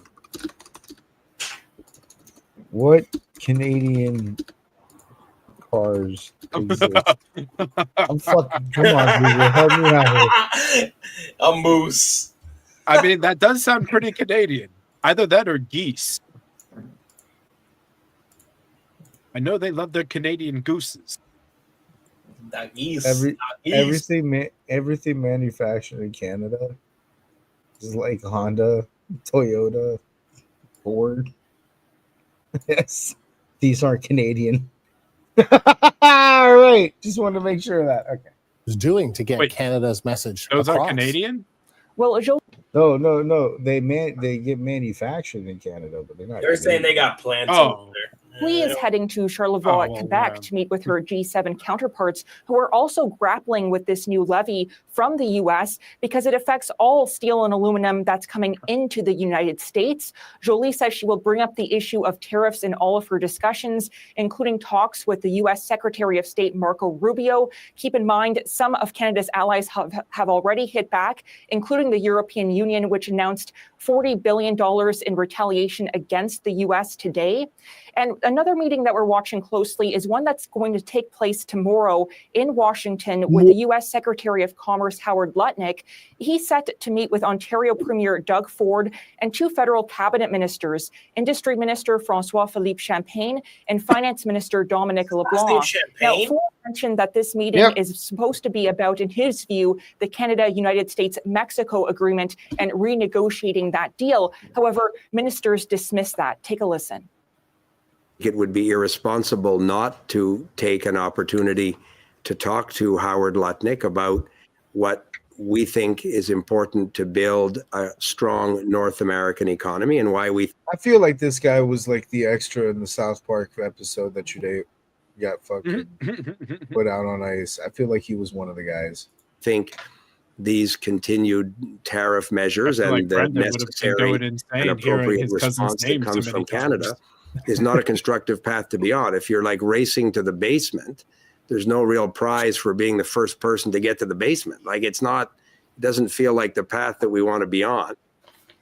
LeBlanc also said that Canada is not renegotiating this Canada-US-Mexico agreement, especially not at this time. It's up for review next year, and that's what the Canadian officials expect to happen, that these discussions will happen at that time.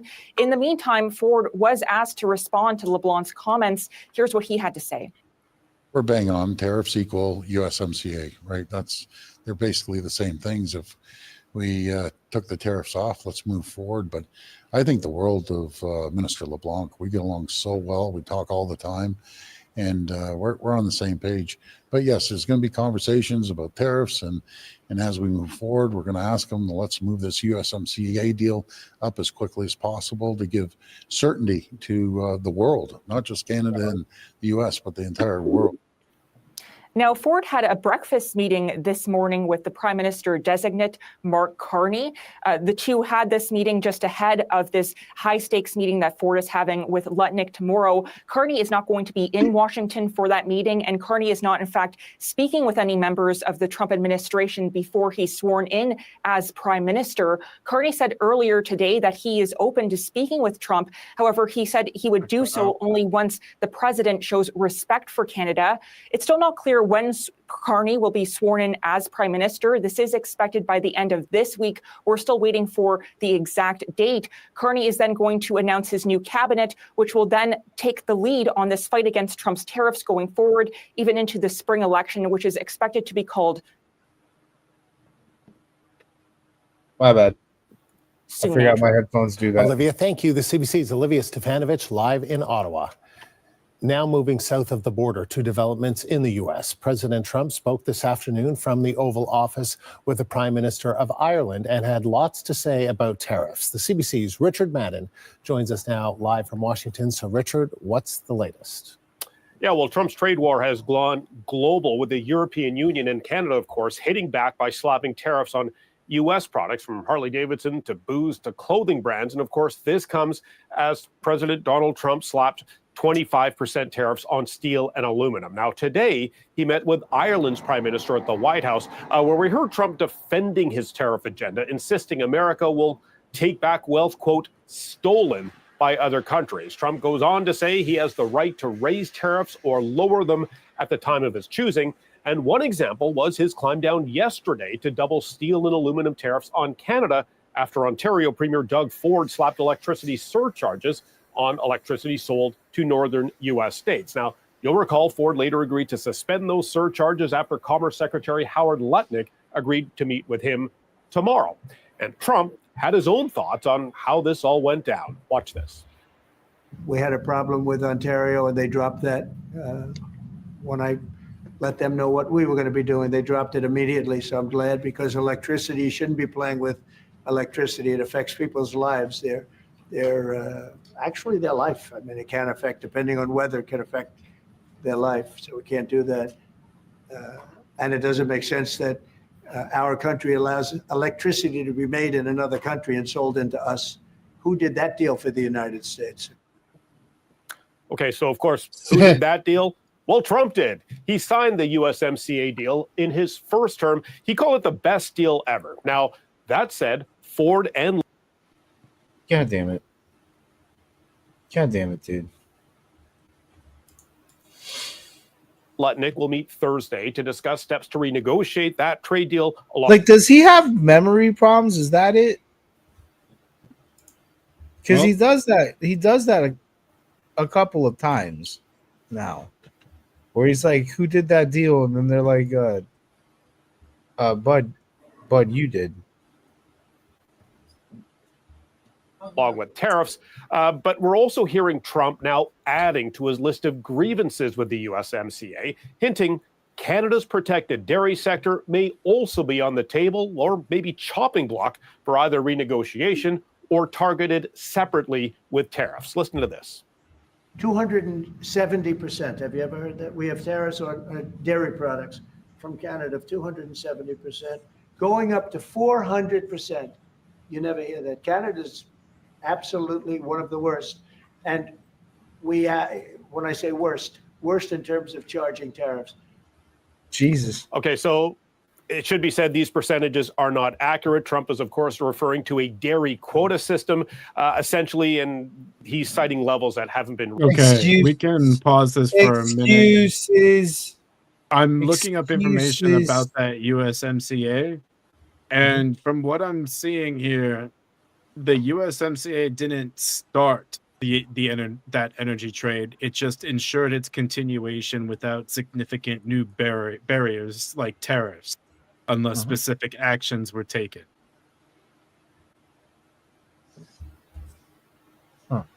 Which is what he's doing now, is taking those actions. Sorry. Okay, I could go on with this video, but it's going to be basically that. I don't think anything else gets said yet. It's just this guy. So let's go to the next one because there's more perspectives to it. Hold on. Now here's the. We have. Hold up. Let me bring it up here. We have the. There's somebody in chat here saying. Let's see. Well, first off, welcome, Dark Sage. You have an interesting alternative history question. Okay. That sounds interesting. All right. I'll entertain it. What's not sure if you know who Leonard Wood was, but he was supposed to be the 1920 Republican nominee for president. Instead of Harding, I know he and Woodrow Wilson clashed a lot on issues. And I'm wondering what America looks like in years leading up to World War II if America had a Wood presidency instead of Harding or Coolidge. No, he was denied the nomination because a lot of people feared he would have been an authoritarian leader because of how he treated people in the Philippines. Huh. You want to take that one?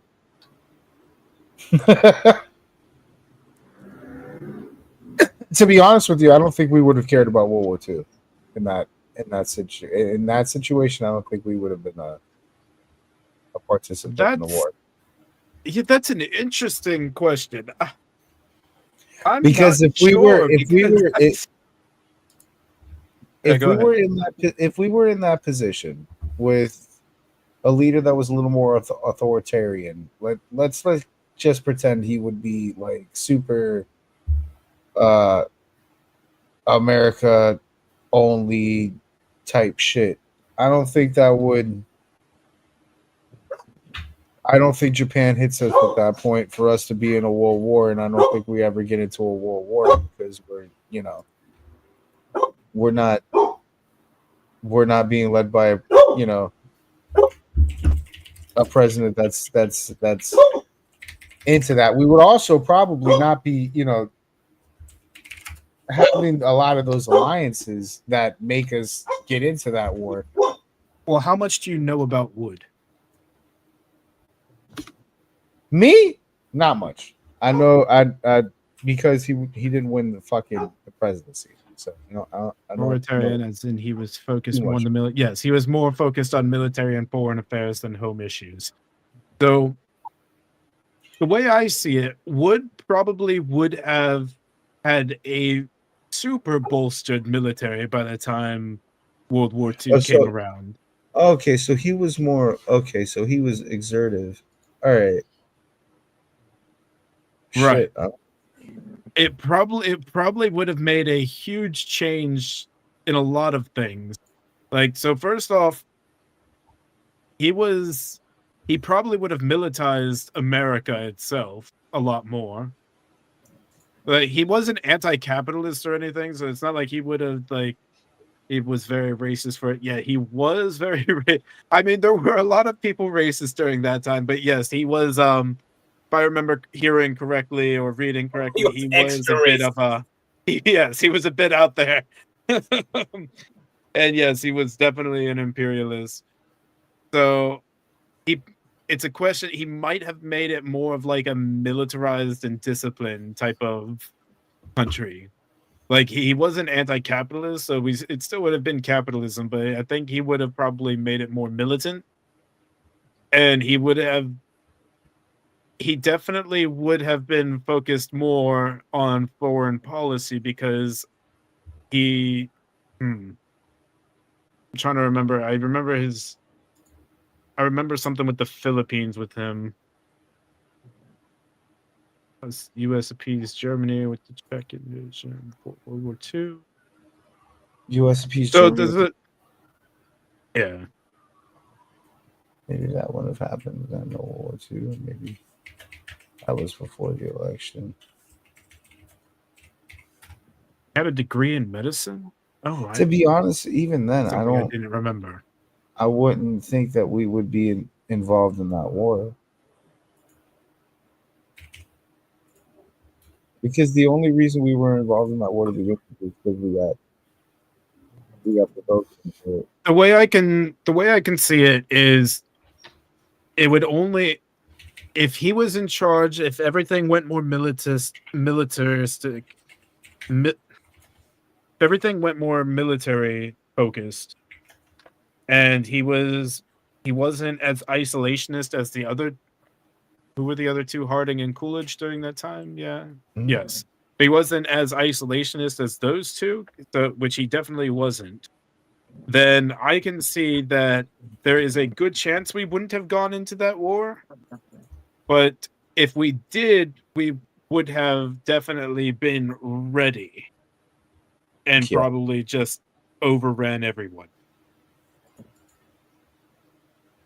He says, I just wonder if the Great Depression ever happens or how he deals with Europe and the League of Nations.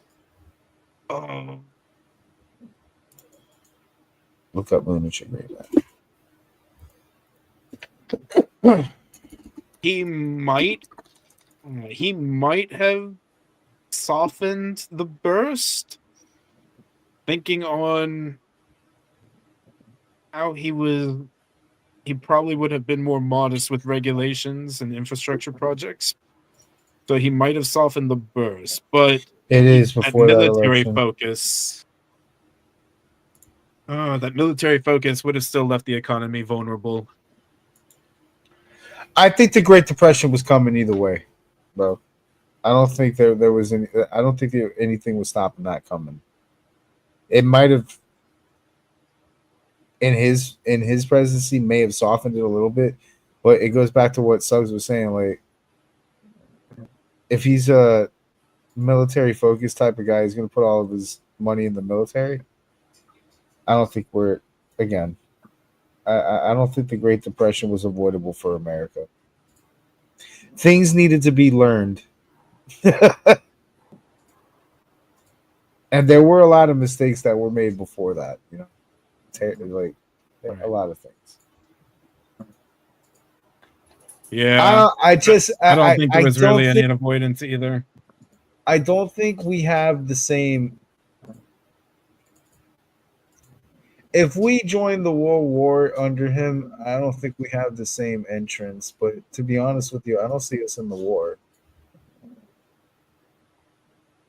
Like I said, it depends, because this is also during a time where people, especially like around the ages they were and everything, would have been dying around. So yeah, it might have gone to his vice president at the time to take over if he died in office. There's a lot of what ifs here. So it's very hard to tell what would happen. There is a possibility that we wouldn't get in the war, but there is still a good possibility that we would have, because again, he was less isolationist and everything. Either way, I am pretty sure of the one thing. Well, yeah, that but if we did get Justin, into I a don't war think under Pearl him, Harbor. it would have been very militaristic. We would have had a huge military ready to go. Pearl Harbor probably would not have happened. I don't think Pearl Harbor would happen in that presidency. But we might have been invoked in another way to go into it. That's the thing. But again, it's very hard to tell for sure. Yeah, because we're playing alternate history. I like the question. It's fun. This is fun. No. America always had outstanding pride and would never have tolerated that. Plus all war debt. I'm not saying that they would have. Like, I agree that any Pearl Harbor. I just don't. In a Wood presidency, I don't see a Pearl Harbor happening. I don't see the need for Japan to go and fly planes over to bomb a country that's probably has more more in common with them in that presidency than any other one. So I mean, that's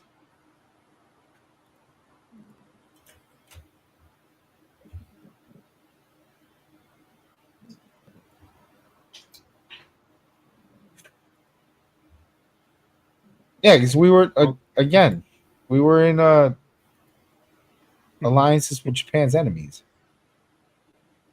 But in a Wood presidency, eliminate all that as fast as possible. That worked out well for them. In a Wood presidency, I don't think we even have those alliances as strong as we do,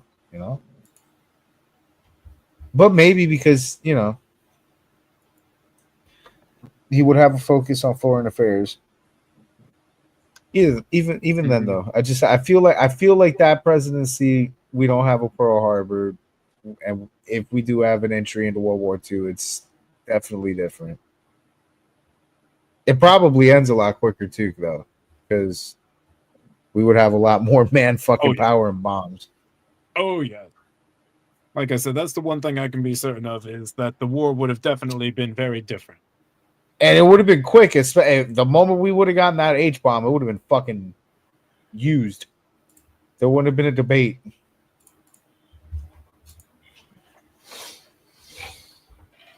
If anything, Japan would have been the 51st state.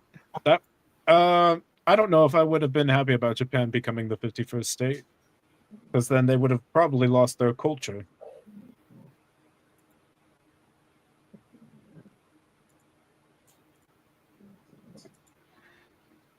Not even that their own generals advised against it. I think Germany was real pissed about that. I don't think Germany was fucking happy about Pearl Harbor. No more anime is the biggest crime here. Yeah. In this timeline, there's no anime in this timeline. I mean, look at your profile picture as well. If there was no anime, we wouldn't have had that gem.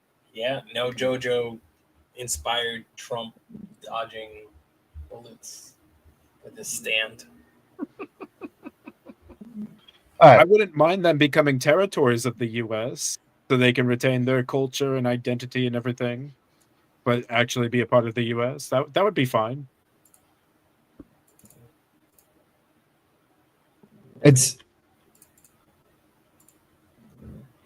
Hold on, let me bring this shit back up. Oh, okay, I have it up. Well, yeah, going back to what we was. It's politeness. This morning, growing. This is by the way. The American left, I want to say, perspective. The world's perception of Canadians is that we are nice, but we also don't let ourselves be. This is America white-splaining Canadians. World. Taking effect today, Canada's new 25% tariffs on more than $20 billion worth of U.S. goods. Retaliation for the Trump administration's steel and aluminum duties. Together, we will do what we must do to protect Canada's economy. The backlash mounting north of the border. This is my last bag of American product. Oh, you threw it out, retard? After you already bought it? Good job. After it's already imported. Social media erupting with calls to buy Canadian and boycott USA. It's on. I am shopping anything but USA. American experts at grocery stores shun some provinces banning the sale of U.S.-made alcohol. No, Vacations he to said the he's U.S. done are with being put on Amazon hold and he's too. only using The Temu. Oh, he's only using Canadians Temu? driving across the border dropped by 23% last month. Air travel down more than 2%. The U.S. Travel Right. Association has warned just a 10% drop in Canadian Serious visitors Bud could Light mean more than vibes. $2 billion in losses. You know who's really happy about that? Floridians. We can't fucking... Enough with the tourism. Canadian companies like this metal processor hit hard. If you had a message for President Trump, what would it be? Why are you doing that? And while President Trump has repeatedly floated annexing our neighbor to the north, Canada should honestly become our 51st state. many Canadians are vehemently opposed to the idea and now say they feel more united than ever. Basketball and hockey fans booing during the U.S. national anthem. But some Canadians cheering when one of their politicians threatened to cut off electricity to 3 U.S. states before later backing off. If he really tries to hurt us, we'll just cut off his electricity. He'll have to take the stairs up Trump Tower. Still, many we spoke with stress their anger is directed not at Americans, but at their government. We respect America. We love them. We are not the 51st state. We will never become the 51st state. In addition to the G7 meeting here, Canadian officials today Canada, are heading when's the to last Washington time to you won a meet fucking with Commerce Secretary Howard Lutnick. I have a solution to the 51st state thing. Why don't we just play a nice good old game of hockey for it? 7-game series. That would work. All right. No 7-game series. Just 7 game, yeah, dude. Like a nice 7 game. Fucking, if we win, you're the 51st state. If we lose, no tariffs. Good deal. I think this is great. I think we can do it. I think we got it. They've already been tariffing us for the longest time. So Yeah, it doesn't make any difference. That was a fluke. We got this 7-game series. We'll be back. I'm not worried about Canadians and their fucking hockey. We just need the Panthers team from, what was it, 3 years ago? And we're golden. I mean, this last year. Last year was good too. Yeah. Oh yeah, last year was good. Well, Yeah. We need Panthers last. are defending champs. We might be fucking repeating Panthers now. are great. We got Marchand out of Boston. Anyway, that's for That's USA. a different podcast. Completely different podcast that we do. Check us out. No, wait, that's not it. Hold on. I got fucking got tabs for days open over here. I gotta close some of these. Here, Alberta sold more than $160 billion of goods to the United States, including more than $130 billion of energy, which does get tariffed, but only 10%, not 25%. Thank you for joining us. What is your reaction from what you just heard from Trudeau? So disappointing.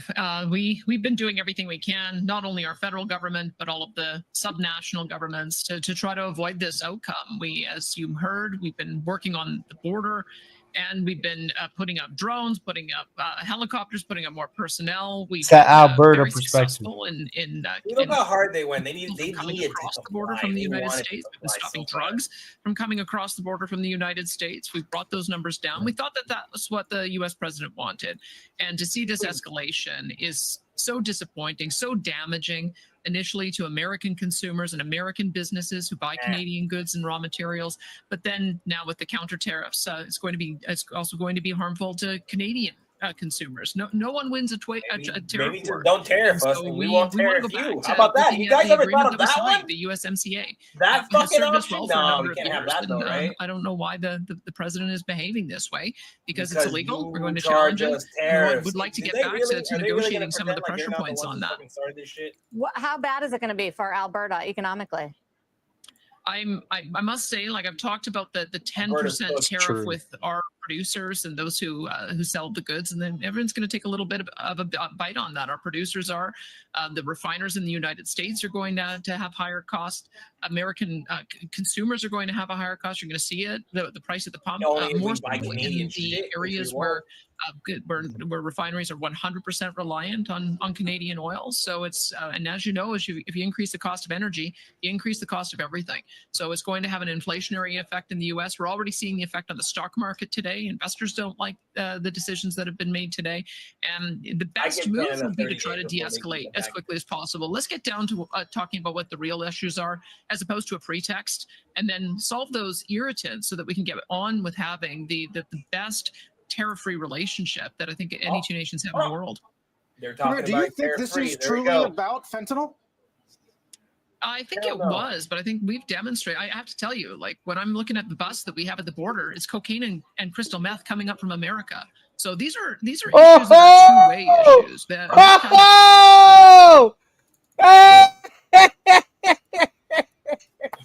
Well, she's saying it's but yeah, we're trading drugs.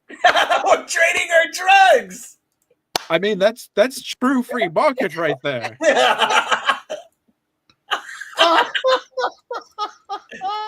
That is, meth is very American. That is,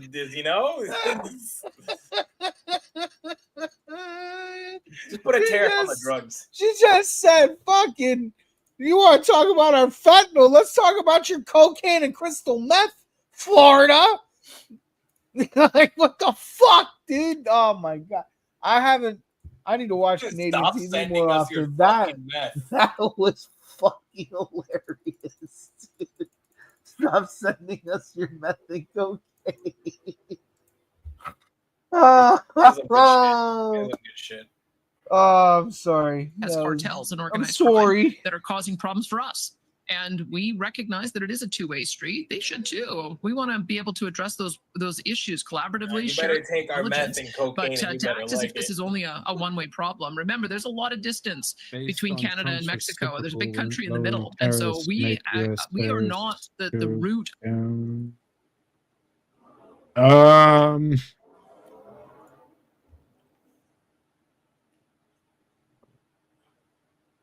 To be honest with you, I don't even know anymore. But I would like to see somebody go, all right, 0% tariff.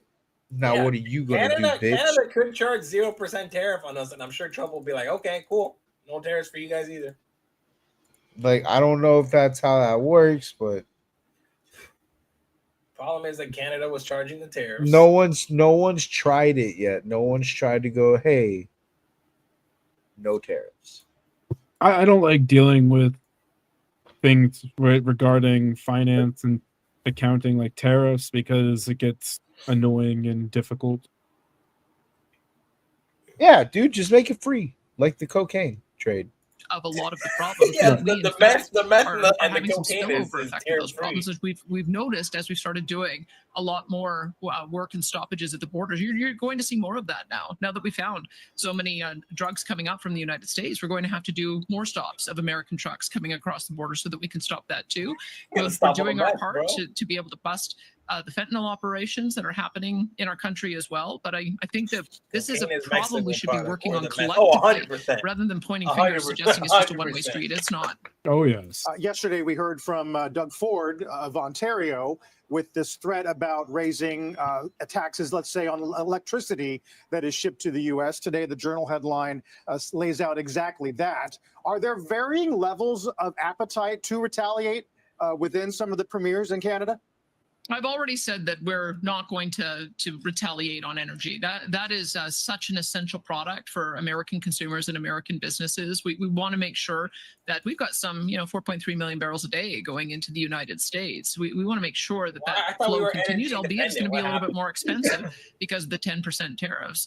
But I would say that we would rather be talking about ways in which we can remove tariffs altogether. What you'll see with the tariffs that have been imposed today, 30 billion with another 125 billion to come in 21 days, is focused on things that we can easily replace, that we can find other sources, whether it's Canadian sources, whether it's sources from Mexico, whether it's sources internationally. And the problem that American producers are going to face is that as we start changing those supply chains, those can get stuck, and it's hard to go back to relying on an unreliable trading partner. So I would say the sooner this gets resolved, the better, because one of the things that Americans need to understand is that we are your best customer. We buy more goods and services from you than anyone else in the world. And so she just outed herself. She just outed herself. She just outed Canada. We're just going to buy less. She just outed Canada with that statement. They are our number one customer. They need our shit so bad. All right. So who got the cards? We go back to last week. You don't got the cards. We got the cards. It's a nice callback. Tends to be how it goes. Because of restrictions on the environment on U.S. laws, it made it cheaper to buy from Canada's overproduction. Yes.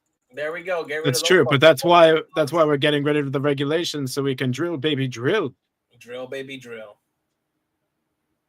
The President Trump-led trade war rocking both friends and foes tonight. Washington slapping global trading partners with a 25% hike in tariffs paid on steel and aluminum imports. The move invited swift retaliation from the EU and Canada, which placed retaliatory trade duties on roughly $21 billion of U.S. products, from computers to water heaters. The EU, meanwhile, targeting $28 billion in U.S. goods, including beef, poultry, and eggs. Today, Canada's foreign minister with a message for Americans that Canada is not the one driving up the cost of groceries. President Trump vowing whatever they charge us, we're going to be charging them. On Wall Street, the market volatility over recession worries eased as the rate of inflation slowed. Pops called me today to buy Tesla stocks. Oh my God, I missed out on buying February. Tesla at 210, bro. I was so pissed when I saw that shit. I got 250. Wall Street ending the day mixed. Our Dave Gutierrez reports tonight from Canada.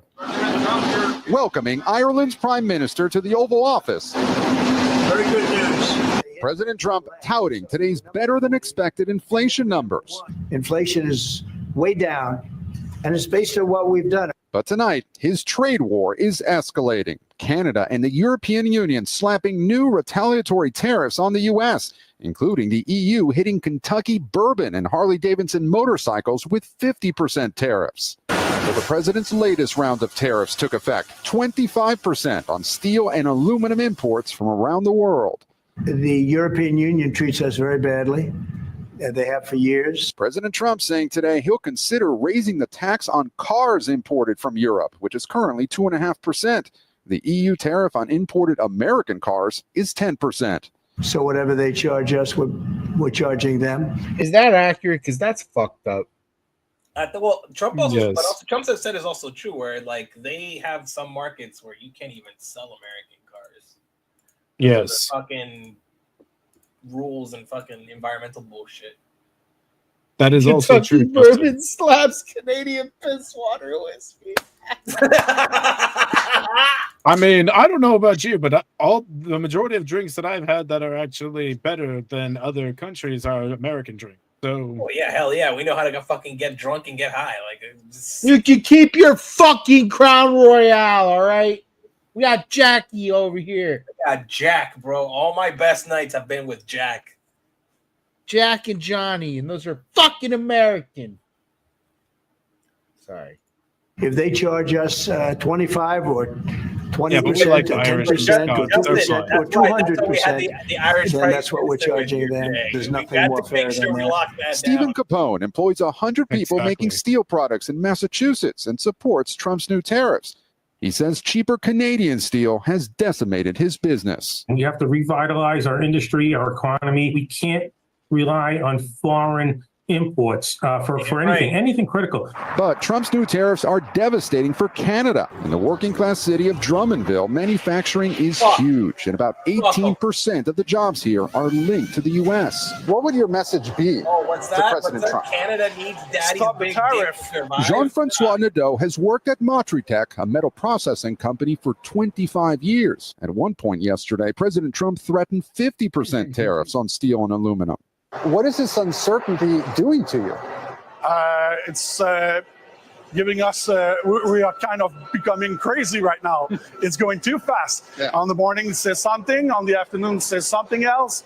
And don't get him started on Trump floating the idea of annexing Canada, making it the 51st state.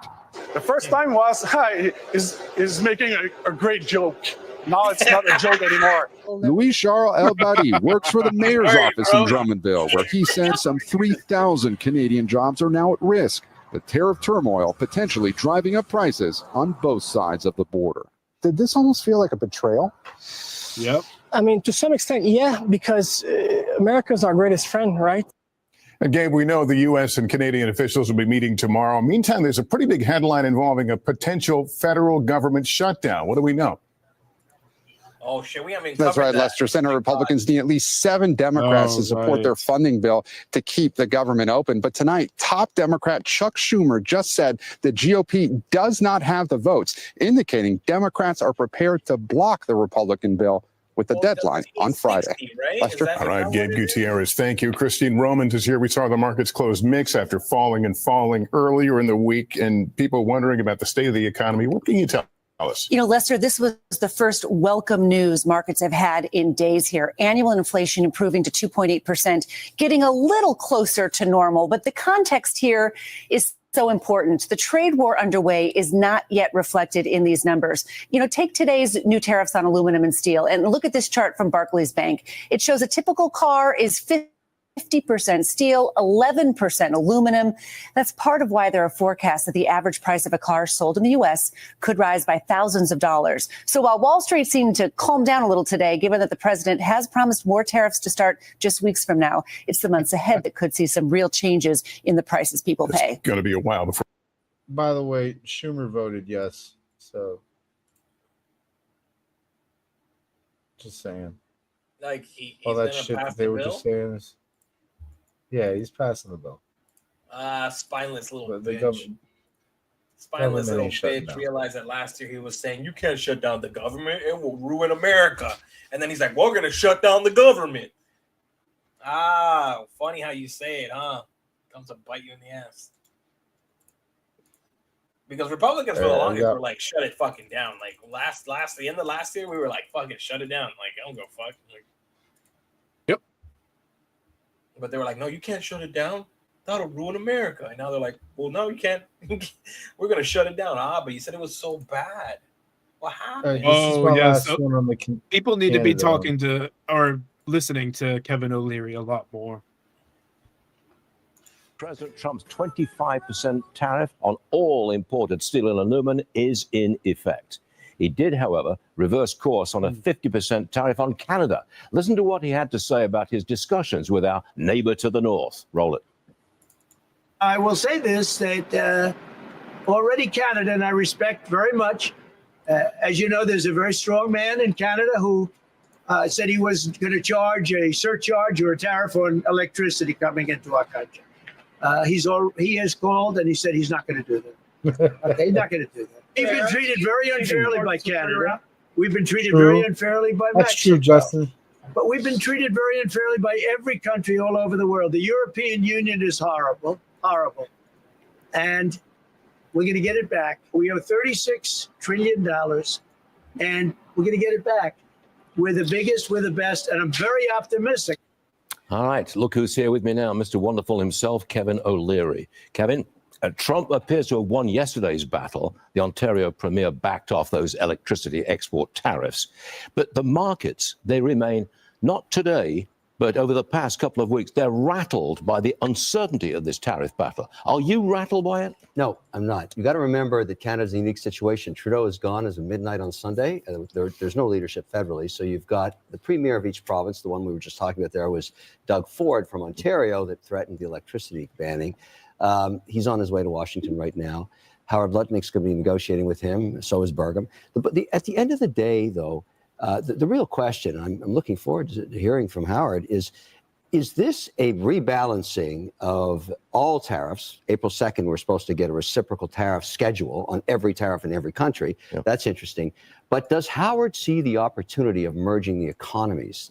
Because if it's no, I just want war on every single commodity, that's a different stance than saying, look, we're going to balance this thing first. If there's tariffs on butter coming out of Vermont into Canada, 240%, we're going to do the same. We're going to get rid of these tariffs one day and join these economies, not sell the country, but the potential of taking Canadian resources and combining with the largest market in the world is so huge. I think that's where he wants to go. So can we get to real free trade? Yes. With Canada, it would be huge because it would beat China by 40% in terms of the size of the economy. Okay, Kevin, stay there, please. You want to stay with me for the hour?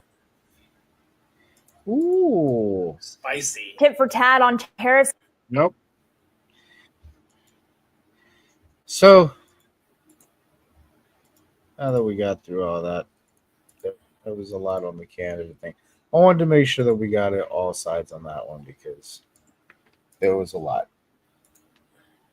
But how do you all feel about tariff wars? Does it feel good?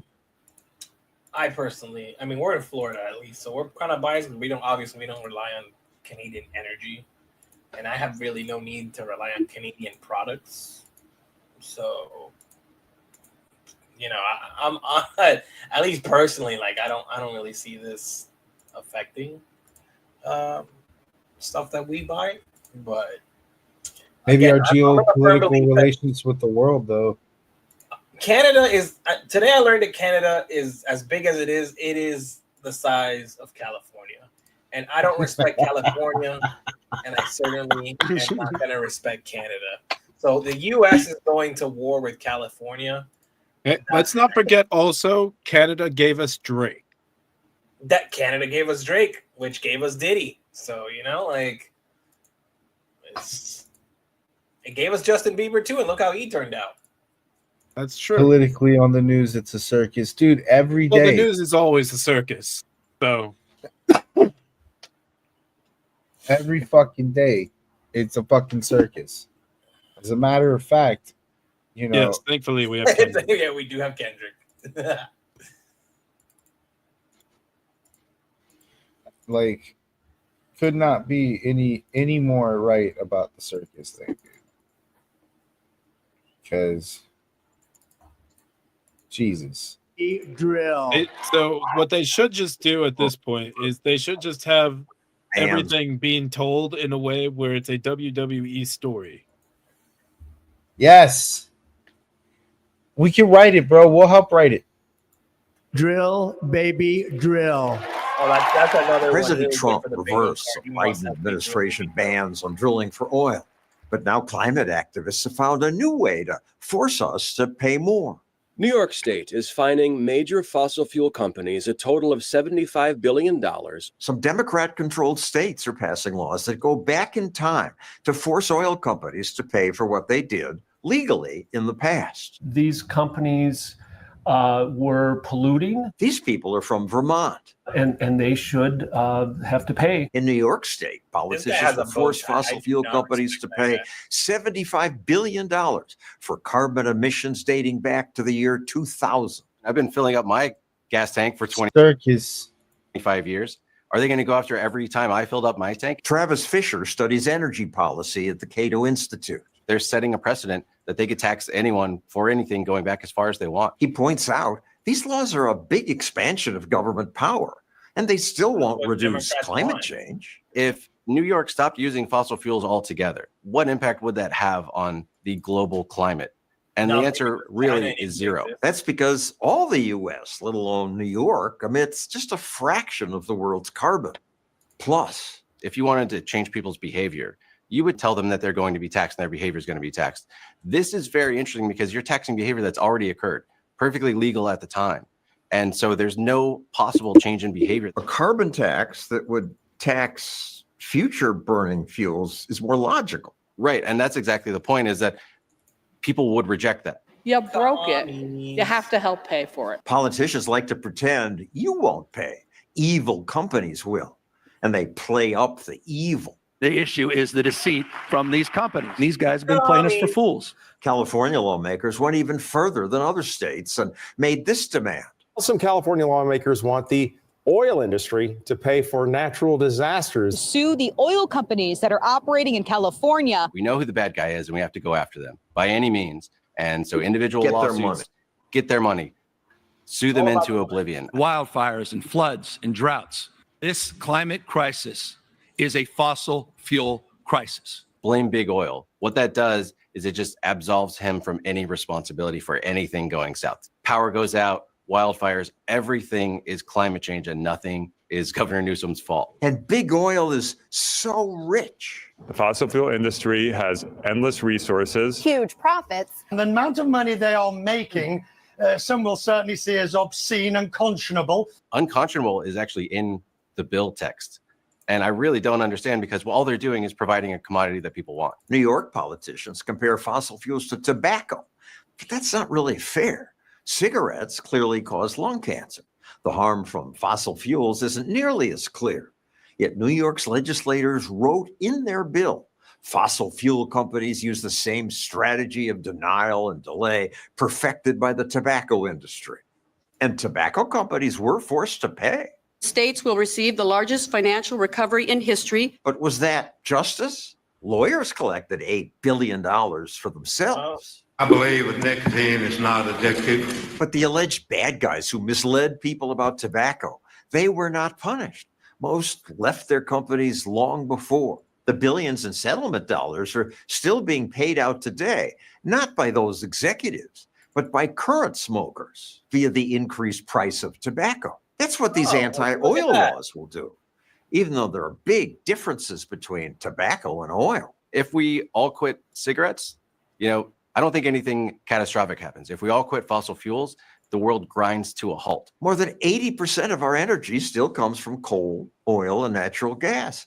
And we're not going to stop using them for a long time because solar and wind power just aren't reliable enough. These new fossil fuel taxes are mostly a way for states to make money. In my state's case, an arbitrary $75 billion. It's not calculated based on things fossil fuel companies did. No, and there's a sophisticated literature out there about the social costs of carbon. They decided to skip all of that, skip the trial. You're just guilty. And so everyone who uses fossil fuels will be punished. They're coming after everyone's lifestyle. It's only made possible by fossil fuels. It's a shame because really, when I think about what America could be, we could be so prosperous, so much more prosperous than we are. We could be much more prosperous, but politicians get... All right, enough. Thank you. More fuckery. Yeah, like I said, circus. Sorry. You were going on about something here. I gotta fucking go to you commenting on our Facebook, so I gotta go and actually find the video. Click that link that you sent.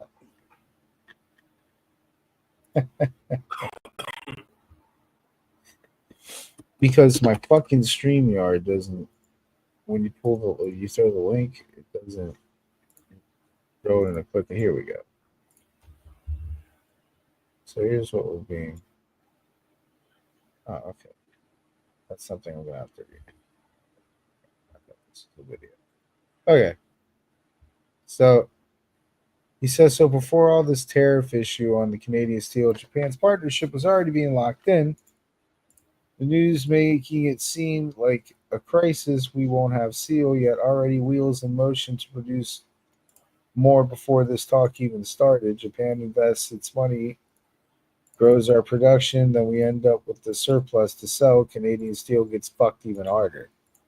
Cars in the U.S. will increase in price, but proposed a tax incentive already to lower costs for any car produced in the U.S.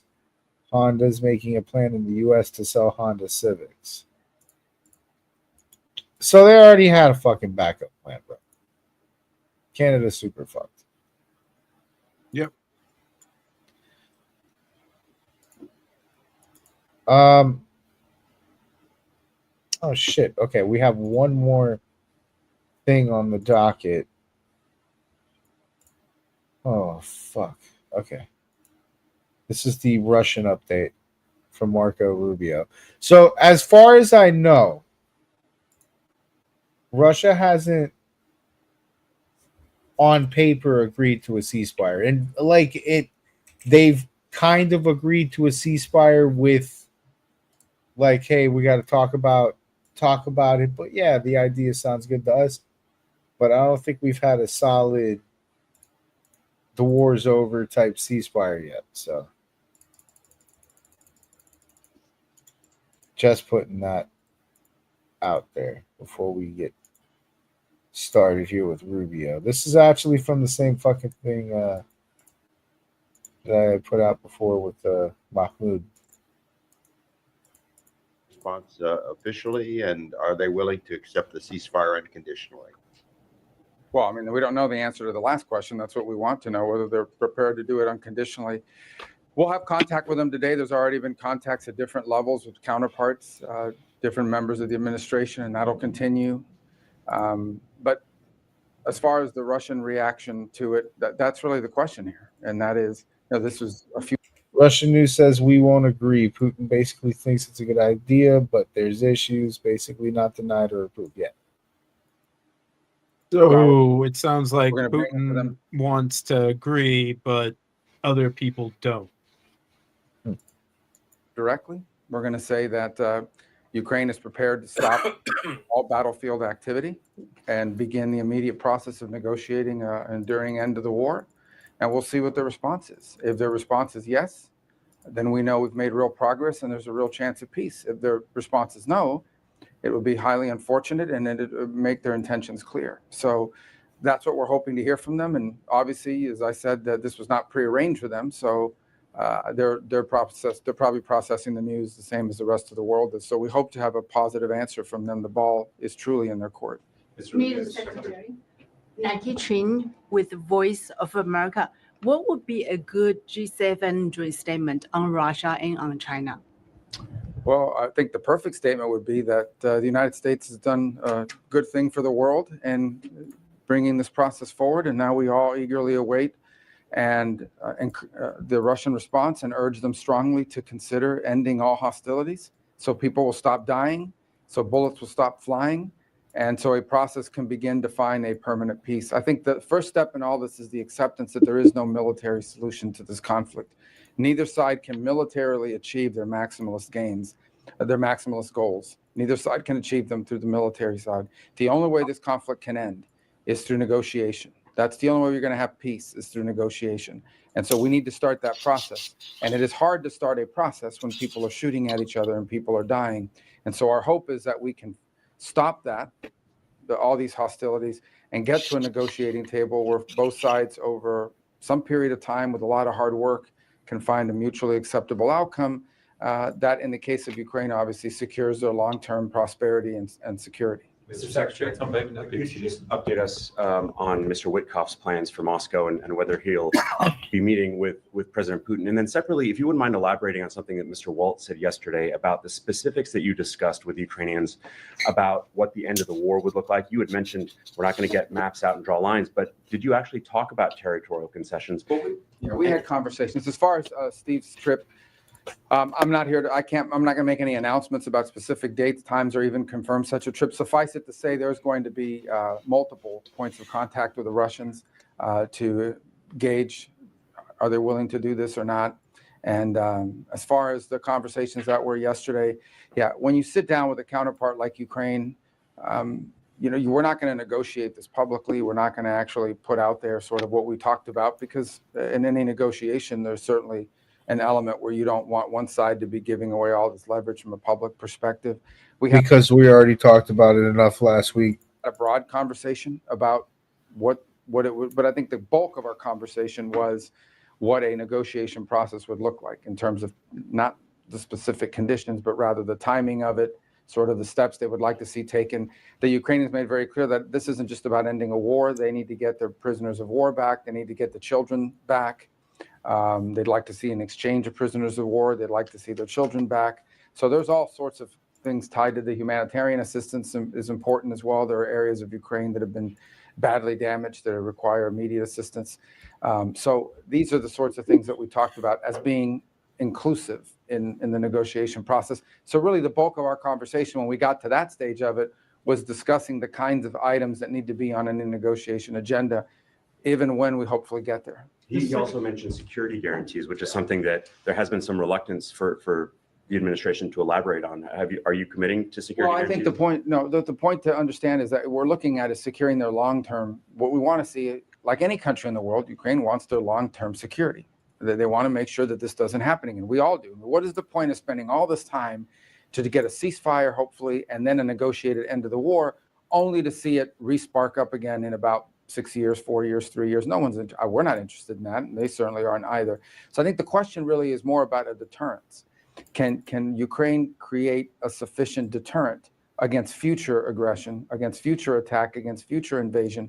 Because every country in the world has a right to defend themselves. They need an Iron Dome.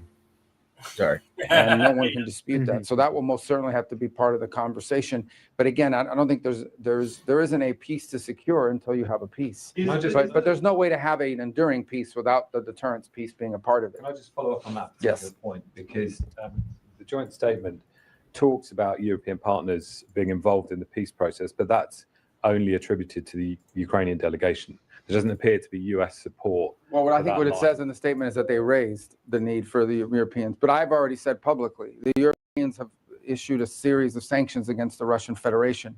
And I would imagine that in any negotiation, if we get there, hopefully, with the Russians, that they will raise these European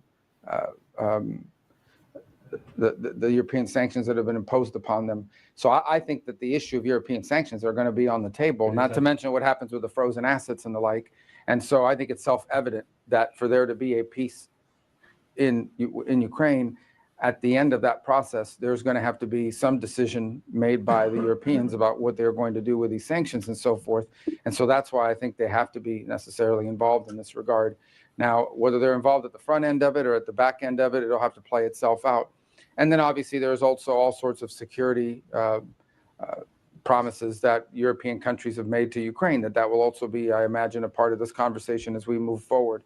So we don't disagree with that statement. I think the statement just reflects that they raised it. Could you back European peacekeepers in Ukraine, which is something Russia is categorically? Well, we'll see. I mean, there's different ways to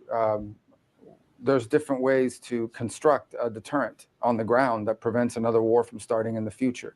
We're not going to go in with any sort of preconceived notion. The bottom line is it needs to be something that makes Ukraine feel as if they can deter and prevent a future invasion. How that looks and how that's put together, that's what we're going to be talking about. If we can get to that stage. Again, right now, we're just trying to get to the stage where there's actual diplomacy happening. Here's what we'd like the world to look like in a few days. Neither side is shooting at each other. Not rockets, not missiles, not bullets, nothing, not artillery. The shooting stops, the fighting stops, and the talking starts. That's what we want to see. What happens during that talking and how that evolves, I think we're going to have to be flexible and nimble and creative and patient and work hard at it and hopefully turn it into something that's concrete. You've covered, many of you have covered foreign policy for years. That's how these things happen, and they're not easy, and sometimes they're difficult to predict which way they're going to go in terms of the specifics of it. But we just want to get to that stage. That would be, for lack of a better term, a good problem to have to figure out how to negotiate a peace, because we're actually negotiating a peace while the shooting is stopped. Is the mineral deal essentially the security guarantee that you guys envision? And then the second question is, President Trump appealed to a lot of Americans during his campaign on free speech arguments and not suppressing speech, especially from the government.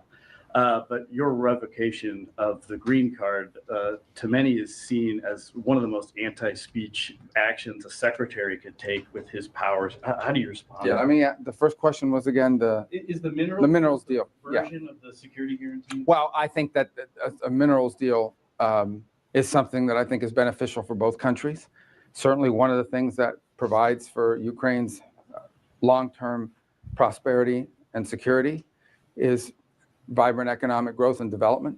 If their GDP begins to grow, and that gives them a tremendous amount of leverage and power and the ability to fund their own defenses. So I think certainly any economic development for Ukraine is positive for their own future.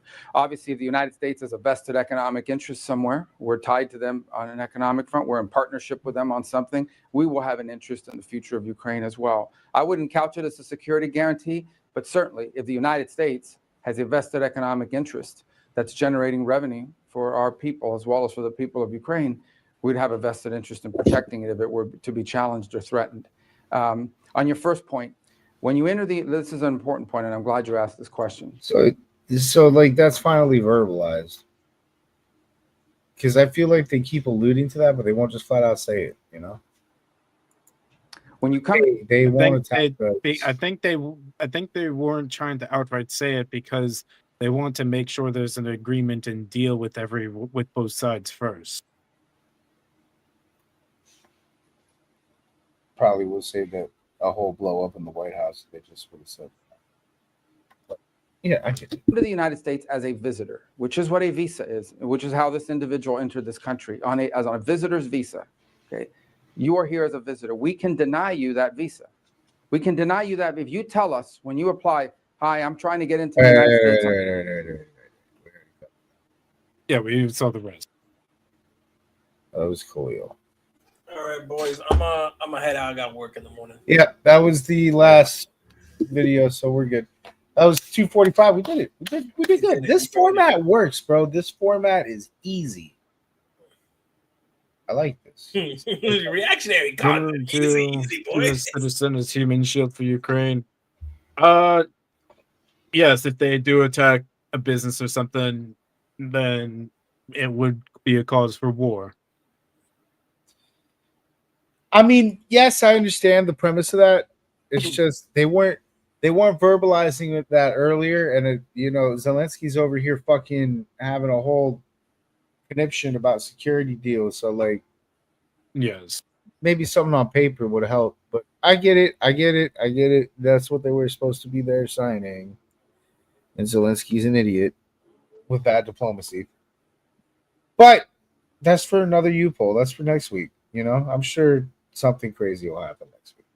But this format's great. Look, we got conversations with Justin in the comments. We got fucking reactionary content. We had good. It's way easier. And we had that one person, Dark Sage, with the very interesting hypothetical there.